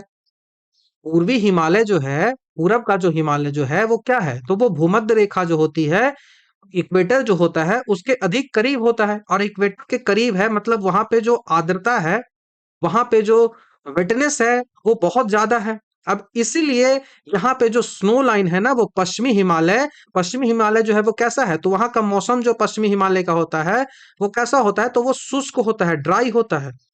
और इधर का जो मौसम होता है वो कैसा होता है? तो वेट इसका इधर का मौसम होता है। तो इसी कारण से यहाँ पे जो स्लो लाइन होती है ना, पश्चिमी हिमालय चूंकि शुष्क है तो इस कारण से हिम रेखा जो होती है, स्नो लाइन जो होती है, वो पश्चिमी हिमालय की तुलना में अधिक ऊंचाई पर पाई जाती है। किधर? तो पूर्वी हिमालय में। तो ध्यान रखना है कि पश्चिमी हिमालय की तुलना में पूर्वी हिमालय में अधिक ऊंचाई होती है स्नो लाइन की। क्यों होती है मैंने ये भी आपको बता दिया है। स्नो लाइन वह ऊंचाई होती है जिसके ऊपर साल भर बर्फ जमी होती है। तो यहाँ पे कम हाइट में ही बर्फ जमी हुई मिल जाएगी और यहाँ पे आपको ज्यादा हाइट पे जाओगे तो बर्फ मिलेगी पूरब की ओर। पूरब की ओर ये आपको ध्यान रखना होगा। पूर्वी हिमालय जो है वो दुनिया में 36 हॉट स्पॉट जो है दुनिया का है, उसमें से पूर्वी हिमालय जो है वो एक है। क्या आप मुझे बता सकते हो कि भारत में जो 5 हॉट स्पॉट हैं वो कौन-कौन से हैं? उसमें से पूर्वी हिमालय भी एक है, आप मुझे कमेंट में बता दो। हिमालय भी उसमें से एक है। तो ध्यान आपको रखना है, हिम रेखा हो, वर्षा हो, चौड़ाई हो, जैव विविधता हो। एक मैं स्टेटमेंट वाइज लिख देता हूं। यदि रेन की बात करेगा, रेन की बात करेगा तो क्या होगा? ईस्ट हिमालय में ज्यादा रेन होता है एज कंपेयर टू वेस्ट में। ठीक है। यदि हम विड्थ की बात करें, चौड़ाई की बात करें, ब्रेथ की बात करें, तो चौड़ाई जो है वो किसकी होती है? तो वेस्ट हिमालय की ज्यादा होती है ईस्ट हिमालय से। तो पश्चिमी हिमालय जो है वो ज्यादा चौड़ा है। उसके बाद हम बात करते हैं बायोडाइवर्सिटी की। बायोडाइवर्सिटी किधर है? तो ईस्ट हिमालय में ज्यादा है as compare to west Himalaya. जो हिम रेखा होती है, स्नो लाइन होती है, उसकी बात करें तो पूरब में स्नो लाइन ऊंचाई पर होती है और पश्चिम में नीचे होता है। तो ईस्ट में जो है वो हाइट पे होती है ज्यादा, और वेस्ट में जो होता है वो नीचे होता है। ठीक है, तो ऐसे करके आप पूरा याद रखोगे। नेक्स्ट सवाल की ओर पढ़ते हैं। यहाँ से हमारा जो आंसर है वो कौन सा बन जाएगा? तो यहाँ से ऑप्शन नंबर डी बनेगा। एक दो तीन तीनों सही हो जाएगा। एक दो तीन तीनों सही होगा। नेक्स्ट सवाल की ओर बढ़ते हैं। नेक्स्ट सवाल बोल रहा है किसके बारे में? स्तनधारी जो होता है ना, उसके बारे में। मैमल्स जो होता है, तो mammals are generally viviparous. Mammals जो होते हैं वो जरा आयु होते हैं, विविपैरस होते हैं, लेकिन निम्नलिखित अपवादों पर विचार आपको करना है। तो स्तनधारी जो होते हैं वो प्रजनन के प्रकार जो स्तनधारी में होते हैं वो अंडा देना होता है या फिर बच्चा करना होता है। तो स्तनधारी आप जितना भी देखोगे वो उसके बच्चे होते हैं, अंडे वो नहीं देते हैं, लेकिन कुछ ना कुछ तो अपवाद है ही, हमेशा होता ही है। ठीक है, इन्हीं अपवादों के बारे में हमको चर्चा करनी है। पहला सवाल आपसे पूछा रहा है कि प्लेटिपस और इकिडना जो है वो क्या है? तो मोनोट्रीम है और अंडे देती है। प्लेटिपस है और एकिडना जो है वो दो जीव हैं। इन दोनों के बारे में बोलना है कि ये मोनोटर्म्स होते हैं और ये जो है वो अंडे देते हैं, तो ये सही है। प्लेटिपस और एकिडना जो होते हैं मोनोट्रीम होते हैं और ये स्तनधारी होने के बावजूद भी अंडे देते हैं। तो ये स्तनधारी हैं, फिर भी अंडे देते हैं। मैमल्स में होता है ना, क्या है कि ये अपने बच्चे को दूध पिलाते हैं, ये अंडे नहीं देते हैं। लेकिन ये एकिडना हो गया, प्लेटिपस हो गया, ये इसके क्या है? तो इसके अपवाद हो जाएंगे। तो ये पहला स्टेटमेंट तो सही हो गया। दूसरा जो है वो कंगारू जो है मार्सिप्यूलस मार्सुपिलस है, जो कि अल्प विकसित उसके बच्चे होते हैं उनको जन्म देता है। तो ये भी स्टेटमेंट सही है। कंगारू में मार्सुपियल्स इसके में होता है, एक चैम्बर होता है जहां पे बच्चे को रखा जाता है। तो कंगारू जो है वो मार्सुपियल्स है, और यह पूरी तरह से विकसित बच्चा नहीं देता, बल्कि अल्प विकसित बच्चे को जन्म देता है, जो कि माँ की थैली जो होता है जिसको मार्सुपियल्स कहते हैं उसमें विकसित होता है। तो ये भी स्टेटमेंट सही है। तीसरा स्टेटमेंट क्या बोल रहा है कि सभी अंडे देने वाले स्तनधारी जो होते हैं वो विशेष रूप से ऑस्ट्रेलियाई महाद्वीप में पाए जाते हैं। तो ये तो गलत हो जाएगा ना, ऐसा थोड़ी है, ऐसा नहीं है। लेकिन आप देखोगे एकिडना हो गया, एकिडना कहाँ पाया जाता है? तो न्यू गुआना है, वहां पे भी पाया जाता है। विशेष रूप से बात करेंगे ना तो ये स्टेटमेंट गलत हो जाएगा। ऐसा थोड़ी है कि सिर्फ और सिर्फ ऑस्ट्रेलिया में ही पाया जाता है। तो ये आपको ध्यान रखना है। कुछ और हम बात कर लेते हैं। आपको पहले तो इसका आंसर लिख दो कौन सा है। तो तीन गलत हो जाएगा, तो यहाँ तीन है, यहाँ तीन है। सही कथन की बात बोल रहा है ना, तो एक यहाँ तीन है। तो केवल एक और दो सही है, तो ऑप्शन नंबर ए यहाँ से सही हो जाएगा। अंडे देने वाले जो होते हैं उनको क्या बोला जाता है? तो उनको बोलेंगे प्रोटोथीरिया। प्रोटोथीरिया जो होते हैं वो एक देते हैं, अंडे देते हैं। तो अंडे देने वाले प्लेटिपस जो होते हैं उनको प्रोटोथीरिया कहा जाता है। तो प्लेटिपस क्या दे रहा है? प्लेटिपस अंडा दे रहा है। इकिडना जो है वो क्या दे रहा है? वो अंडा दे रहा है। तो प्रोटोथीरिया हो जाएगा। उसके बाद बात करते हैं मेटाथीरिया। मेटाथीरिया मेटाथीरिया जो होता है वो थैली वाली होते हैं, तो इनमें क्या हो जाएगा? मेटाथीरिया जो होता है वो थैली वाली होते हैं और इनमें कंगारू आ जाएगा। मेटाथीरिया हो गया। उसके बाद यूथीरिया बात आती है। यूथेरिया यूथेरिया कौन सा है? तो यूथेरिया वैसे होते हैं जो पूर्ण रूप से विकसित बच्चे देते हैं, पूर्ण विकसित डेवलप्ड हो जाएंगे। तो इनमें क्या आ जाएगा? तो इनमें ह्यूमन आ जाएगा, इनमें लायन आ जाएगा, इनमें जो गाय हो गया, ये सब हो गया। तो ये सब यूथेरिया में आता है। तो तीनों याद रखना है। प्रोटोथीरिया अंडा, मेटाथीरिया थैली वाला, और तीसरा यूथीरिया जो होता है वो पूर्ण रूप से विकसित होता है। नेक्स्ट सवाल की ओर बढ़ते हैं। सवाल है कि अरब सागर में गिरने वाली भारत की प्रायद्वीपीय नदी के संबंध में आपको बताना है। पेनिनसुलर इंडिया की जो नदियां हैं जो कि अरेबियन सी में गिरती है, भारत की जो नदियां होती है वो अरेबियन सी में गिरती है, मतलब इधर, और वेस्ट बंगाल, बंगाल की खाड़ी में जो गिरती है वो पूरब साइड गिरती है। यही पेनिनसुलर इंडिया है। तो नर्मदा नदी जो होता है वो पश्चिम की ओर बहने वाली सबसे लंबी प्रायद्वीपीय नदी है। तो ये स्टेटमेंट जो है वो सही है। नर्मदा और तापी जो है वो भ्रंश घाटी में बहने वाली नदी है। इस कारण से इसका ढलान जो होता है वो पश्चिम की होता है और पश्चिम की ओर बहती है। तो नर्मदा पश्चिम की ओर बहने वाली सबसे लंबी नदी है। लगभग इसकी लंबाई जो है वो 1312 मीटर होता है। 1312 किलोमीटर इसकी लंबाई है नर्मदा की। दूसरा स्टेटमेंट है कि नर्मदा और तापी दोनों जो है वो रिफ्ट वैली में बहती है। तो अभी मैंने बताया कि रिफ्ट वैली में ही तो बहने के कारण वेस्ट साइड में गिरती है। तो वेस्ट साइड में गिरती है रिफ्ट वैली के कारण। तो दूसरा स्टेटमेंट भी सही हो जाएगा, भ्रंश घाटियों के ही कारण। नर्मदा और जो है वो विंध्य और सतपुड़ा के बीच में बहती है। विंध्या और पर्वत और सतपुड़ा पर्वत है उसके बीच में बहती है। यह भी सवाल जो है वो नर्मदा के बारे में पूछा जाता है। तीसरा स्टेटमेंट है कि साबरमती जो है उसका उद्गम जो है वो आरावली पर्वतमाला से होती है। साबरमती जो नदी है वो ओरिजिनेट होती है कहाँ से? तो वो अरावली जो रेंज है उससे ओरिजिनेट होती है। तो ये भी जो है वो जो है राजस्थान का उदयपुर जिला में जो है वहां से ये होती है। तो ऑप्शन नंबर 3 भी सही हो जाएगा। ये नदियां जो है वो डेल्टा नहीं बनाती क्योंकि लंबाई इनकी कम होती है, ढलान बहुत ज्यादा होती है, स्पीड नदियां की बहुत ज्यादा होती है। इन कारण से जब ये नदियां ऐसे गिरती है ना, ये जाके ऐसे गिरेगी ना, तो ये क्या करेगा, ये आपका लैंड है ना, तो इस लैंड में गड्ढे बना देंगे ऐसे। ये गड्ढे बन जाएंगे नदी का। अब जब गड्ढे बन जाएंगे ना, तो इन्हीं गड्ढे को क्या बोलते हैं? इन गड्ढे को एक स्पेशल नाम दिया जाता है और इसको बोलते हैं एस्चुअरी। इंग्लिश से लिख लो,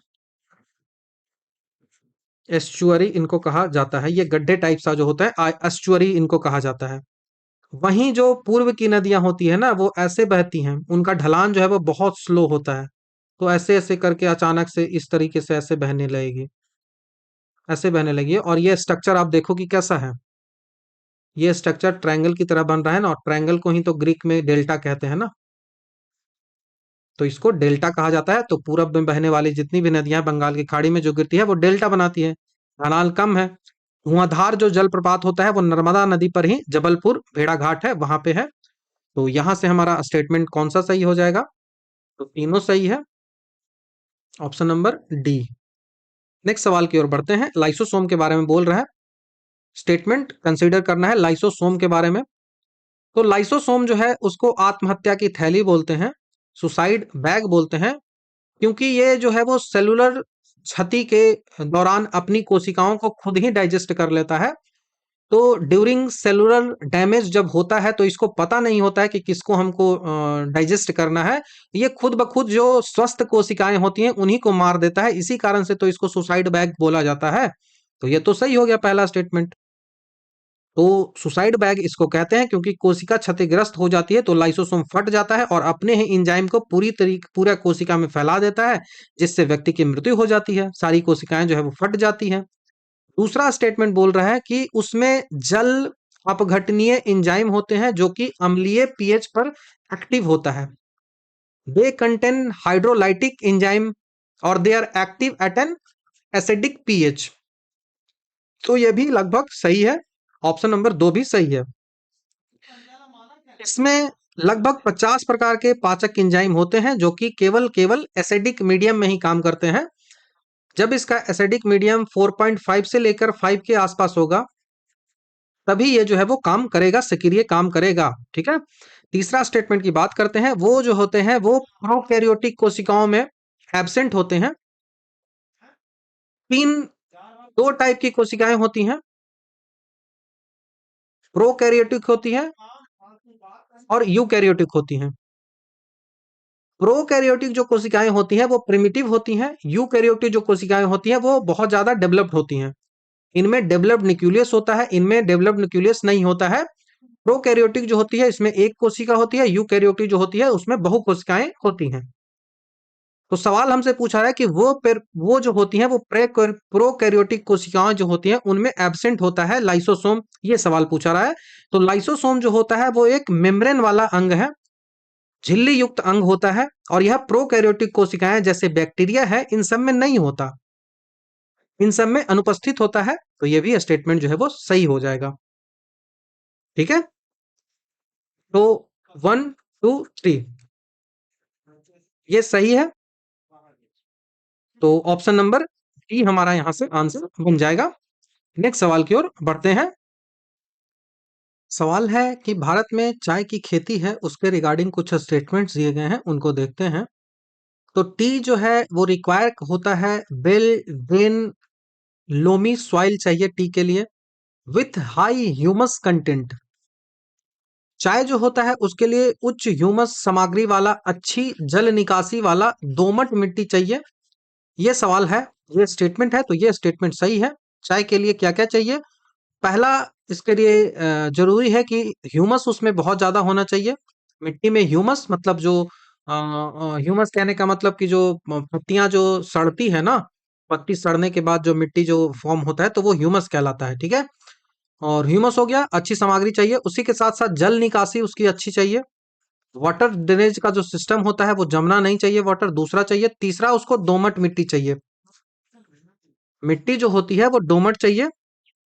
तो चाय ऐसी ही मिट्टी चाहिए जिसमें ह्यूमस अधिक हो, पानी जमा ना हो, तो ये स्टेटमेंट सही है।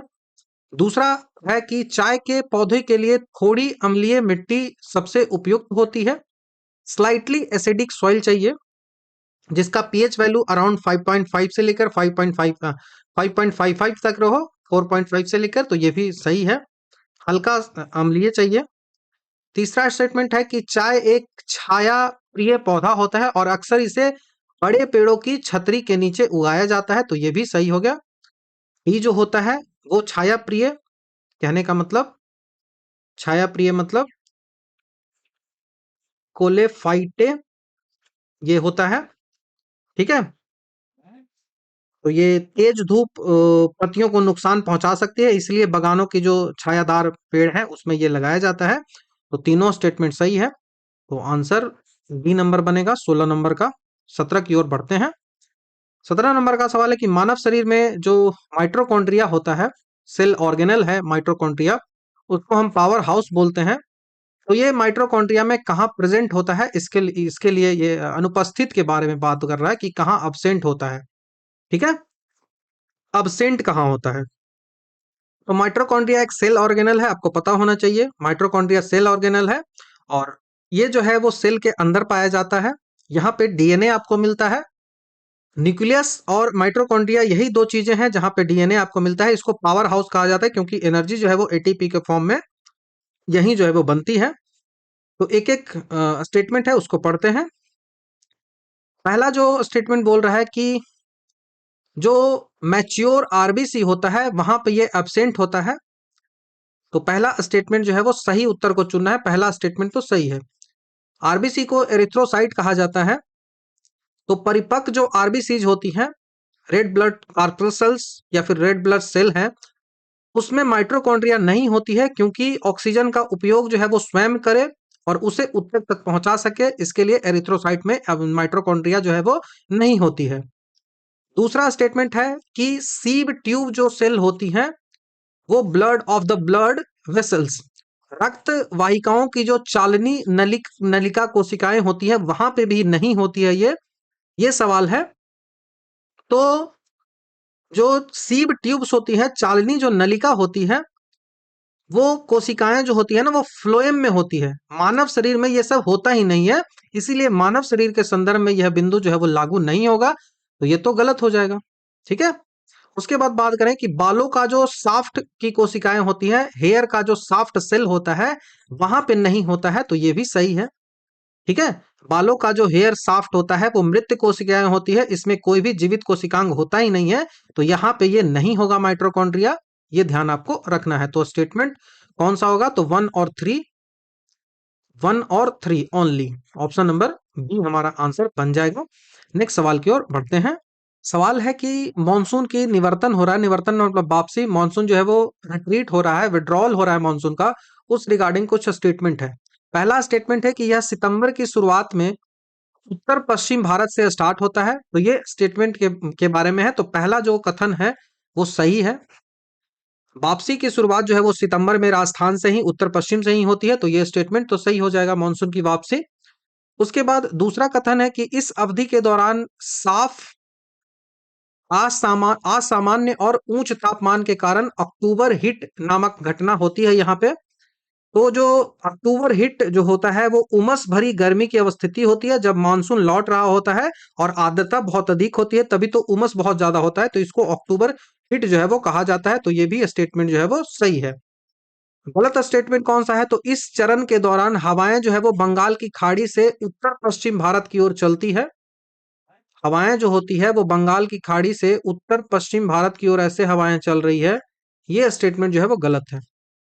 ये गलत है, क्योंकि मॉनसून की वापसी के दौरान जो हवाएं होती है ना, वो लैंड से समुद्र की ओर चलती है। हवाएं जो होती है वो लैंड से समुद्र की ओर चलती है, ना कि समुद्र से लैंड की ओर चलती है। तो ये ध्यान आपको रखना है। उत्तर पश्चिम भारत से बंगाल की खाड़ी की ओर ये हवाएं जो है वो चलती है। तो कथन पूरा उल्टा कर दिया गया है। इस कारण से क्वेश्चन नंबर जो ऑप्शन नंबर जो 3 है ना, ये गलत हो जाएगा। हमसे क्या पूछ रहा है कि कौन सा गलत है? तो गलत ओनली 3 है। ऑप्शन नंबर बी हमारा आंसर यहाँ से हो जाएगा। नेक्स्ट सवाल यूजिनॉल के बारे में है। यूजिनॉल नहीं, यूजिनिक्स। यूजेनिक्स अध्ययन का एक क्षेत्र है जिसमें क्या शामिल है? यूजेनिक्स। तो यूजेनिक्स जो होता है वो पहला स्टेटमेंट क्या है? तो मानव जनसंख्या की आनुवांशिक गुणवत्ता में सुधार का अध्ययन ये है। ये स्टडी है genetic quality of the human population की। तो पहला स्टेटमेंट है, बोल रहा है कि कौन सा सही है। तो पहला स्टेटमेंट तो सही है। मानव जनसंख्या की जो आनुवांशिक गुणवत्ता है उसको मापने के लिए, उसके स्टडी के लिए जो है वो यूजेनिक्स काम आता है। तो यूजेनिक्स जो है वो एक चयनात्मक प्रजनन के माध्यम से मानव जनसंख्या की आनुवांशिक जो गुणवत्ता है उसमें सुधार करने का अध्ययन करता है ये। दूसरा स्टेटमेंट है कि वंशानुगत जो रोग होते हैं उनको रोकने के लिए आनुवांशिक घटनाओं को बदलता है ये। अल्टर करता है जेनेटिक कंपोनेंट्स को टू प्रिवेंट हेरिडिटी डिजीज। तो ये जो स्टेटमेंट है ये भी सही है। यही तो, इसी को स्टडी करके ना हम बचाया जा सकता है चीजों को। जैसे हीमोफीलिया किसी को हो रहा है तो उस हीमोफीलिया को जेनेटिक जो एडिटिंग है उसको करके रोक दिया जा सके। तो यूजेनिक्स इसी में तो हेल्प आएगा ना। तीसरा स्टेटमेंट क्या बोल रहा है कि मानव जाति के विभिन्न नस्लों का जो अध्ययन है वो एंथोलॉजी, एंथोलॉजी जो है वो कहलाता है। तो विभिन्न नस्लों का जो अध्ययन होता है ना वो एंथोलॉजी कहलाता है, यूजेनिक्स नहीं कहलाता। तो स्टेटमेंट में ही इसका आंसर है। तो ये तो गलत हो जाएगा ना। यूजेनिक्स उसका नहीं, इसका अध्ययन जो है वो क्या कहलाता है? तो एंथोलॉजी कहलाता है। तो इसको हटा दीजिएगा ना, तब स्टेटमेंट बन जाएगा। तो ये जो गलत हो जाएगा, तो एक दो जो है वो सही है। तो ऑप्शन नंबर बी हमारा यहाँ से आंसर बन जाएगा। नेक्स्ट सवाल की ओर बढ़ते हैं। नेक्स्ट सवाल राज्य और राजधानी से लेकर है। तो वेनेजुएला की जो राजधानी है वो कराकस है। तो ये तो सही है। ओमान की जो राजधानी है वो मस्कट है। ये भी सही है। इजिप्ट की जो राजधानी है वो कायरो है, जिसको काहिरा आप पढ़ते हो। तो इजिप्ट को मिस्र हिंदी में कहा जाता है। उसके बाद सर्बिया की जो राजधानी है वो बेलग्रेड है। तो सब भी सही है। तो एक दो तीन चार सब सही है। ऑप्शन नंबर डी हमारा यहाँ से आंसर बन जाएगा। ठीक है। नेक्स्ट सवाल। नेक्स्ट सवाल डाउन सिंड्रोम के बारे में है। एसआई में भी कई बार पूछा गया है ये सवाल, डाउन सिंड्रोम। डाउन सिंड्रोम के रिगार्डिंग कुछ स्टेटमेंट्स दिए गए हैं, उनको पहचानना है कि कौन गलत है कौन सही है, ऐसा करके। तो पहला स्टेटमेंट बोल रहा है कि यह जो है वो गुणसूत्र संख्या उसकी किस हो जाती है, ट्राइसोमी इसको बोलते हैं, किसकी एक अतिरिक्त जो कॉपी है वो बन जाती है। तो इसी कॉपी के प्रेजेंट के कारण ये होने वाले एक गुणसूत्र से संबंधित विकार है। तो पहला जो स्टेटमेंट है वो सही है। पहला स्टेटमेंट जो है वो सही है। मानव शरीर में 23 जोड़े गुणसूत्र होते हैं। तो टोटल गुणसूत्र जो होते हैं वो 46 होते हैं। डाउन सिंड्रोम में क्या होता है ना कि इसमें 21वां नंबर का जो जोड़ा होता है ना,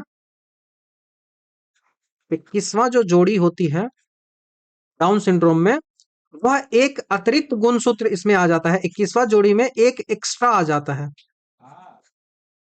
एक एक्स्ट्रा जो है वो आ जाता है, जिससे कुल गुणसूत्रों की जो संख्या होती है ना वो 46 की जगह 47 हो जाती है। ठीक है, 47 हो जाती है। और इसे ट्राइसोमी 21 भी कहते हैं। ट्राइसोमी 21 इसे कहा जाता है। तो ये कथन वन तो टोटल सही हो जाएगा। दूसरा सवाल है, दूसरा स्टेटमेंट है कि डाउन सिंड्रोम वाले व्यक्तियों में शुरुआती जो अल्जाइमर रोग जो है वो विकसित होने का काफी अधिक जो है वो खतरा होता है, हाई रिस्क होता है कि अल्जाइमर्स जो है वो डिजीज इसमें हो जाए। तो गुणसूत्र 21 पर अल्जाइमर प्रिकर्सर प्रोटीन होता है, एपीपी उसको बोलते हैं। अल्जाइमर नहीं, इसको मैं लिख देता हूं, एमेलोइड प्रिकर्सर प्रोटीन। इसमें जो 21 नंबर का जो गुणसूत्र होता है उस पर एम्लोइड एम्लोइड प्रिकर्सस प्रोटीन होता है। ठीक है, ये वाला प्रोटीन जो है वो क्या जिन तो प्रोटीन ही है ना, ये जिन होता है। क्योंकि डाउन सिंड्रोम में इन गुणसूत्रों की 3 प्रतियां होती हैं, 3 कॉपी होती हैं, इसीलिए शरीर में एमाइलॉइड का प्रोडक्शन जो है वो बहुत ज्यादा हो जाता है, जो मस्तिष्क में प्लाक बना देता है, और इसी कारण से 40 से 50 वर्ष की आयु तक पहुंचते पहुंचते इसमें अल्जाइमर होने का खतरा बहुत अधिक बढ़ जाता है। तो ये स्टेटमेंट जो है वो सही है। तीसरा स्टेटमेंट की बात करते हैं। तीसरा स्टेटमेंट बोल रहा है कि यह एक लिंग संलग्न अप्रभावी विकार है, सेक्स लिंक्ड रिसेसिव डिसऑर्डर है। ये जो स्टेटमेंट है वो गलत हो जाएगा।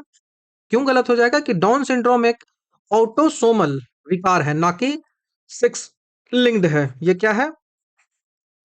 ऑटोसोमल। ऑटोसोमल मतलब कायिकी विकार है, ना कि एक सेक्स लिंक्ड विकार है। सेक्स लिंक्ड विकार क्या होगा ना, जब 23वां जोड़ा एक्स और वाई पर होता है, जैसे कि हीमोफीलिया, ये तो 21वें पर हो रहा है। जब ये 21वें जोड़े पर हो रहा है तो ये सही नहीं होगा, 23वां पर होगा तभी सही होगा। तो ये आपको ध्यान रखना होगा। तो ये तो गलत हो गया, तो ऑप्शन नंबर 1 और 2 सही हो जाएगा। तो 1 और 2 हमारा ऑप्शन नंबर ए यहाँ से सही होगा। Statement number question option number A सही होगा। सिम्टम्स की बात करें तो चपटा चेहरा हो जाता है, छोटी गर्दन हो जाती है, मानसिक जो मंदता होती है, मानसिक उस तरह से नहीं चलता है, तो इसको एक स्पेशल नाम भी दिया जाता है, मैंगोलिज्म कहा जाता है। जब ऐसा कुछ होता है डाउन सिंड्रोम तो मैंगोलिज्म कहा जाता है इसको। इसमें होता क्या है? तो चपटा चेहरा हो जाता है, छोटी गर्दन हो जाती है, मानसिक मंदता आ जाती है।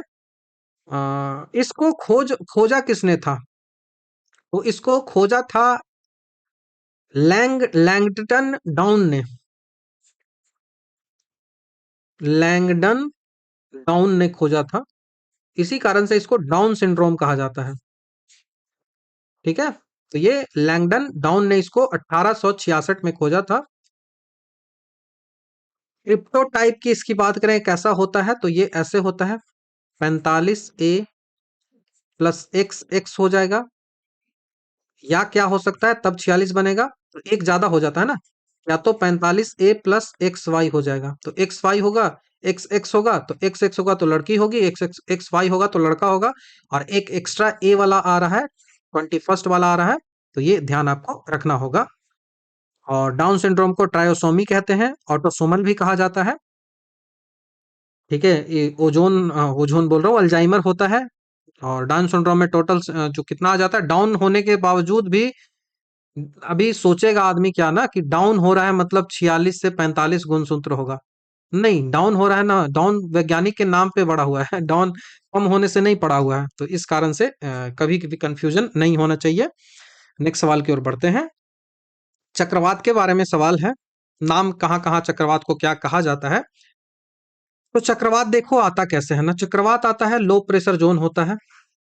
अब लो प्रेशर जोन होता है तो हाई प्रेशर यहाँ पे है, और ये लो प्रेशर है, तो हाई प्रेशर से लो प्रेशर की ओर हवाएं हमेशा चलती है, और हवाएं जो चलने लगती है ना, तो वो उत्तरी गोलार्ध में ऐसे ऐसे चलने लगती है, दक्षिणी गोलार्ध में वैसे ही क्लॉकवाइज एंटी क्लॉकवाइज सारा चीजें चलती हैं।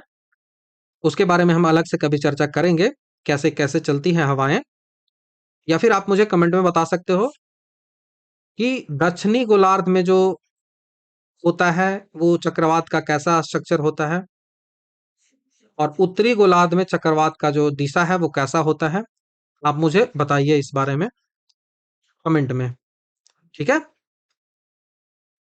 विली विली जो होता है वो ऑस्ट्रेलिया का जो उत्तर पश्चिम में चलने वाला चक्रवात है उसको विली विली कहते हैं, तो विली विली ऑस्ट्रेलिया, तो पहला तो सही हो जाएगा।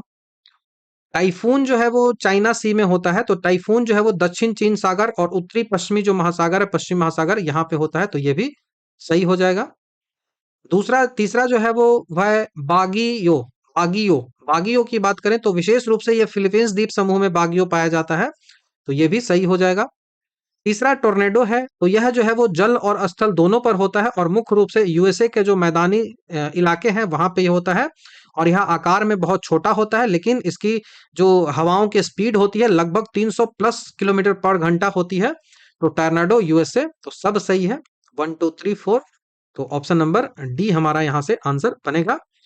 हरिकेन जो होती है वो कैरेबियन सागर और अटलांटिक महासागर में हरिकेन होती है। हरिकेन आपको नहीं दिख रहा ना यहाँ पे, तो हरिकेन मैं लिख देता हूँ। हरिकेन्स जो होती है वो कहाँ होती है, तो कैरेबियन सी में होती है।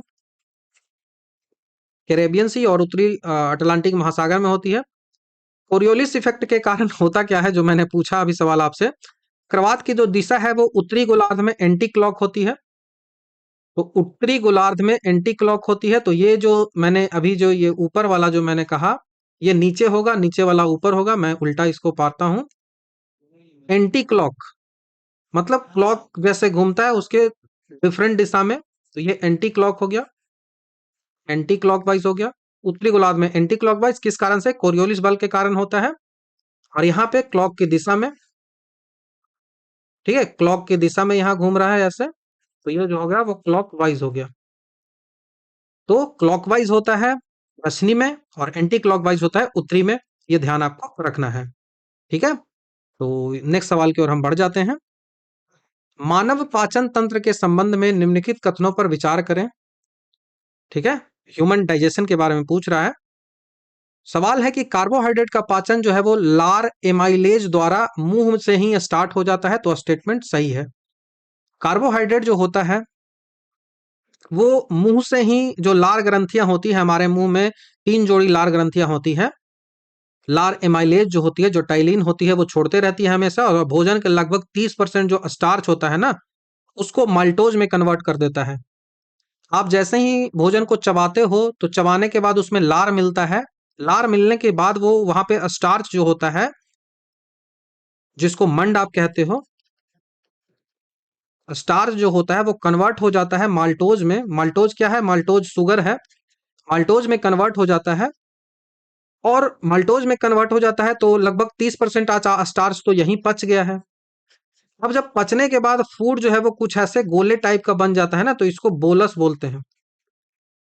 बोलस मतलब आधा पचा हुआ है, बसा जो है वो इसका फैट, कार्बोहाइड्रेट जो है वो इसका पचा हुआ है 30%, और आधा खाना जो है वो नहीं पचा हुआ है, ना तो फैट पचा हुआ है ना ही प्रोटीन पचा हुआ है। तो ये हो गया। अब जैसे ही यही चीज स्टोमक में पहुंच जाती है, स्टोमक में जैसे ही ये पहुंचती है, यहाँ 3 4 घंटा फूड रहती है, तो वो यहाँ पे जो है ना वो लगभग चीजें जो है वो पचने लगती है। आधा पचा आधा नहीं पचा हुआ खाना रहता है, तो उसको काइम कहते हैं। और जब ये पूरी तरीके से छोटी आंत में चली जाती है ना, स्मॉल इंटेस्टाइन में चली जाती है और वहां पे पूरी तरीके से पचने लगती है, तब उसको क्या बोलते हैं, तो उसको कायल बोलते हैं। हमने काफी डिटेल से डाइजेशन सिस्टम है उसको ग्रुप जो हमारा क्लासेस चलता है वहां पे हमने बता रखा है, तो वहां पे सब चीजें मैंने लिखवा रखी है। तो पाचन जो है वो शुरू होता है यहीं से, तो पहला स्टेटमेंट सही है। दूसरा स्टेटमेंट बोल रहा है कि वसा के पूर्ण पाचन के लिए पेट जो है वो प्राथमिक स्थान होता है। स्टोमक जो होता है वो कंप्लीट डाइजेशन ऑफ फैट के लिए होता है। तो कथन दो जो है वो सही नहीं है, गलत हो जाएगा। स्टोमक में पेप्सिन होता है। स्टोमक में पेप्सिन होता है जो कि प्रोटीन को पचाता है। स्टोमक में पेप्सिन होता है जो कि किसको पचाता है, वो प्रोटीन को आंशिक रूप से पचाता है, बाकी पूरी तरीके से प्रोटीन पचता है कहाँ पे, छोटी आंत में। वसा का पाचन केवल छोटी आंत में ही हो सकता है। फैट का जो पाचन है वो छोटी आंत में ही हो सकता है, ना कि स्टोमक में पाचन उसका हो जाएगा। स्टोमक में केवल और केवल प्रोटीन है वो पचता है, वो भी आंशिक रूप से पचता है। ठीक है, क्योंकि जो वसा है ना, उसको इमल्सीफाई करना जरूरी होता है, और उसको इमल्सिफिकेशन के लिए छोटी आंत में बाइल जूस जब आके मिलता है, पीत रस जब आके मिलता है, तब वहां पे इमल्सिफिकेशन ऑफ फैट होता है। इसी कारण से ये स्टेटमेंट जो है वो गलत हो जाएगा। गलत, ठीक है, ये ध्यान आपको रखना है। उसके बाद तीसरी बात करते हैं, तीसरा स्टेटमेंट की बात करते हैं कि छोटी आंत जो होती है वो कार्बोहाइड्रेट, प्रोटीन और फैट के पूर्ण पाचन का स्थान होता है, तो ये तो सही होगा ही। छोटी आंत में ही तो डाइजेशन पूरा होता है ना। तो स्मॉल इंटेस्टाइन में लीवर से बाइल आ जाता है, अग्नाशय से जो अग्नाशय वाला एंजाइम्स आते हैं, पैंक्रियाटिक जूस आते हैं। यहाँ पे कार्बोहाइड्रेट जो है वो ग्लूकोज में टूट जाता है, प्रोटीन जो है वो अमोनो एसिड में टूट जाता है, और फैट जो होता है, वसा जो होता है वो फैटी एसिड में टूट जाता है। तो पूरी तरीके से पाचन जो है वो छोटी आंत में ही समाप्त हो जाता है। तो ये कथन तो सही है। तो 1 और 3 सही है और 2 गलत हो जाएगा। तो ऑप्शन नंबर बी हमारा यहाँ से आंसर बनेगा। ठीक है, ऑप्शन नंबर बी। नेक्स्ट सवाल की ओर बढ़ते हैं। कोरल रीफ के बारे में पूछ रहा है सवाल। कोरल रीफ, जिसको प्रवाल भित्तियां बोलते हैं। तो प्रवाल भित्ति के बारे में देखते हैं क्या क्या है। तो प्रवाल भित्ति मुख्य रूप से 30 डिग्री नॉर्थ और 30 डिग्री साउथ के जो अक्षांश होते हैं उन्हीं के बीच उष्ण कटिबंधीय जो जल है उसमें पाए जाते हैं। पहली बात तो कोरल जो रीफ होती है वो वाटर में ही पाई जाती है, ये आपको एकदम ध्यान रखना है। ये इक्वेटर है और इससे बोल रहा है कि 30 डिग्री नॉर्थ में और 30 डिग्री साउथ में यही जो एरिया है, कहा जा रहा है कि यही एरिया जो है इसमें ही हम कोरल रीफ मिलेगा, ये सवाल में कहा जा रहा है। ठीक है, तो पहला जो स्टेटमेंट है वो सही है। पहला स्टेटमेंट सही है। जो आइडियल कंडीशन प्रवाल के बारे में हम बात करें तो कोरल जो रीफ होती है वो समुद्र का वर्षा वन इसको कहा जाता है। जो कोरल होती है उनको क्या कहा जाता है? समुद्र का वर्षा वन। समुद्र का वर्षा वन इसको कहा जाता है। इन्हें जीवित रहने के लिए 20 डिग्री सेल्सियस से लेकर 21 डिग्री सेल्सियस तापमान होना चाहिए। तापमान इसका 20 से 21 डिग्री सेल्सियस के आसपास होना चाहिए। और सूर्य का प्रकाश जो है वो प्रकाश संश्लेषण के लिए जरूरी होता है, तो सनलाइट भी जरूरी होती है। सनलाइट भी जरूरी होती है। इसीलिए उतले उस उष्णकटिबंधीय पानी जो कि 30 डिग्री नॉर्थ से लेकर 30 डिग्री साउथ है उसमें मिलती है। तो ये स्टेटमेंट सही है। तो उन्हें पनपने के लिए गर्म, उतले और साफ खारे पानी की आवश्यकता होती है, ये भी सही है। ठीक है, जो रिलेशनशिप की बात करते हैं, सिम्बायोटिक रिलेशनशिप यहाँ पे बनता है। शैवाल के बीच जो है वो सहजबंदी मूंगा जो होता है, देखो मैं बोलता हूं, मूंगे की चट्टान इसको बोलते हैं। मूंगा हो गया, और जू जेंथेलिया, जेंथेलिया इसको बोलते हैं। इन्हीं दोनों के बीच सिम्बायोटिक रिलेशनशिप, ये क्या है? ये एक शैवाल है। ठीक है, इन्हीं दोनों के बीच सिम्बायोटिक रिलेशनशिप से कोरल रीफ जो है वो बनता है। सिम्बायोटिक रिलेशनशिप में आपको जो जरूरत है वो मैं दे दूंगा, हमको जो जरूरत है वो आपसे मैं ले लूंगा, तो किसी को कोई नुकसान भी नहीं पहुंचाऊंगा। तो सहजीवी संबंध यहीं पे बनता है। पहला और दूसरा स्टेटमेंट दोनों सही हो जाएगा। तीसरा स्टेटमेंट है कि जो ग्रेट बैरियर रीफ है वो ऑस्ट्रेलिया के उत्तर पूर्व जो क्वींसलैंड है उस तट पर है, ना कि पश्चिमी तट पर। तो पश्चिमी तट पर तो है ही नहीं, यहां से ये गलत हो जाएगा। ग्रेट बैरियर रीफ जो है वो ऑस्ट्रेलिया के क्वींसलैंड एरिया में है, पश्चिमी तट पर नहीं, पूर्वी तट पर है। तो ये ध्यान रखना है, और उत्तर पूर्व में है। यदि इस ऑस्ट्रेलिया का आप इस तरह से मैप बनाओगे ना, तो यहाँ पे ऐसे, यहाँ पे ग्रेट बैरियर रीफ है। ग्रेट बैरियर रीफ है ये। अब ये है कहाँ? इसका नॉर्थ ईस्ट में है। नॉर्थ ईस्ट में है, तो ये ध्यान आपको रखना है। पश्चिमी नहीं, ये पूर्वी तट पे हो जाएगा। और ये ऑस्ट्रेलिया का जो क्वींसलैंड राज्य है वहां पे ये है। और जब भी ग्रेट चीजें लग जाती है ना तो वो ऑस्ट्रेलिया में ही आ जाएगा। ग्रेट डिवाइडिंग रेंज जो होता है, ग्रेट गिब्सन हो गया, ग्रेट विक्टोरिया हो गया, ये सब जो है वहीं से संबंधित है। तापमान जब बढ़ेगा तो शैवाल का प्रवाल जो है वो छोड़ने लगता है, और उसी को कोरल ब्लीच बोलते हैं। कोरल ब्लीचिंग कहा जाता है। जब तापमान बढ़ता है, टेम्परेचर बढ़ता है, टेम्परेचर इंक्रीज करता है, तो शैवाल जो है वो प्रवाल को छोड़ देता है। ये शैवाल है जिनथेलेलिया जो शैवाल है, ठीक है, जिनथेलेलिया जो शैवाल है वो छोड़ देता है। तो ये आपको ध्यान रखना है, ठीक है। नेक्स्ट सवाल है अंडर डेवलप्ड इकोनॉमी के बारे में। अंडर डेवलप्ड इकोनॉमी जो होती है, एक अल्प विकसित अर्थव्यवस्था जो होती है, वहां पे आमतौर पे कौन सी विशेषताएं आपको देखने को मिलती है, वो सवाल पूछा जा रहा है। तो पहला स्टेटमेंट बोल रहा है कि कृषि पर उच्च निर्भरता होती है। तो हाई डिपेंडेंसी होती है प्राइमरी सेक्टर में, प्राइमरी सेक्टर में कृषि ही आता है। एग्रीकल्चर एंड एग्रीकल्चर एलाइड जो एक्टिविटीज होती हैं वो प्राइमरी सेक्टर में आती हैं। तो जो भी अंडर डेवलप्ड होती है वहां पे अराउंड 60 to 70% जो जॉब होता है, 60 to 70% जो जीडीपी में कंट्रीब्यूशन होता है, वो प्राइमरी सेक्टर का ही होता है। तो कथन एक तो है वो सही हो जाएगा, ठीक है। दूसरा है कि low per capita income and high income inequality, दो चीजें यहां पे दी जा रही है।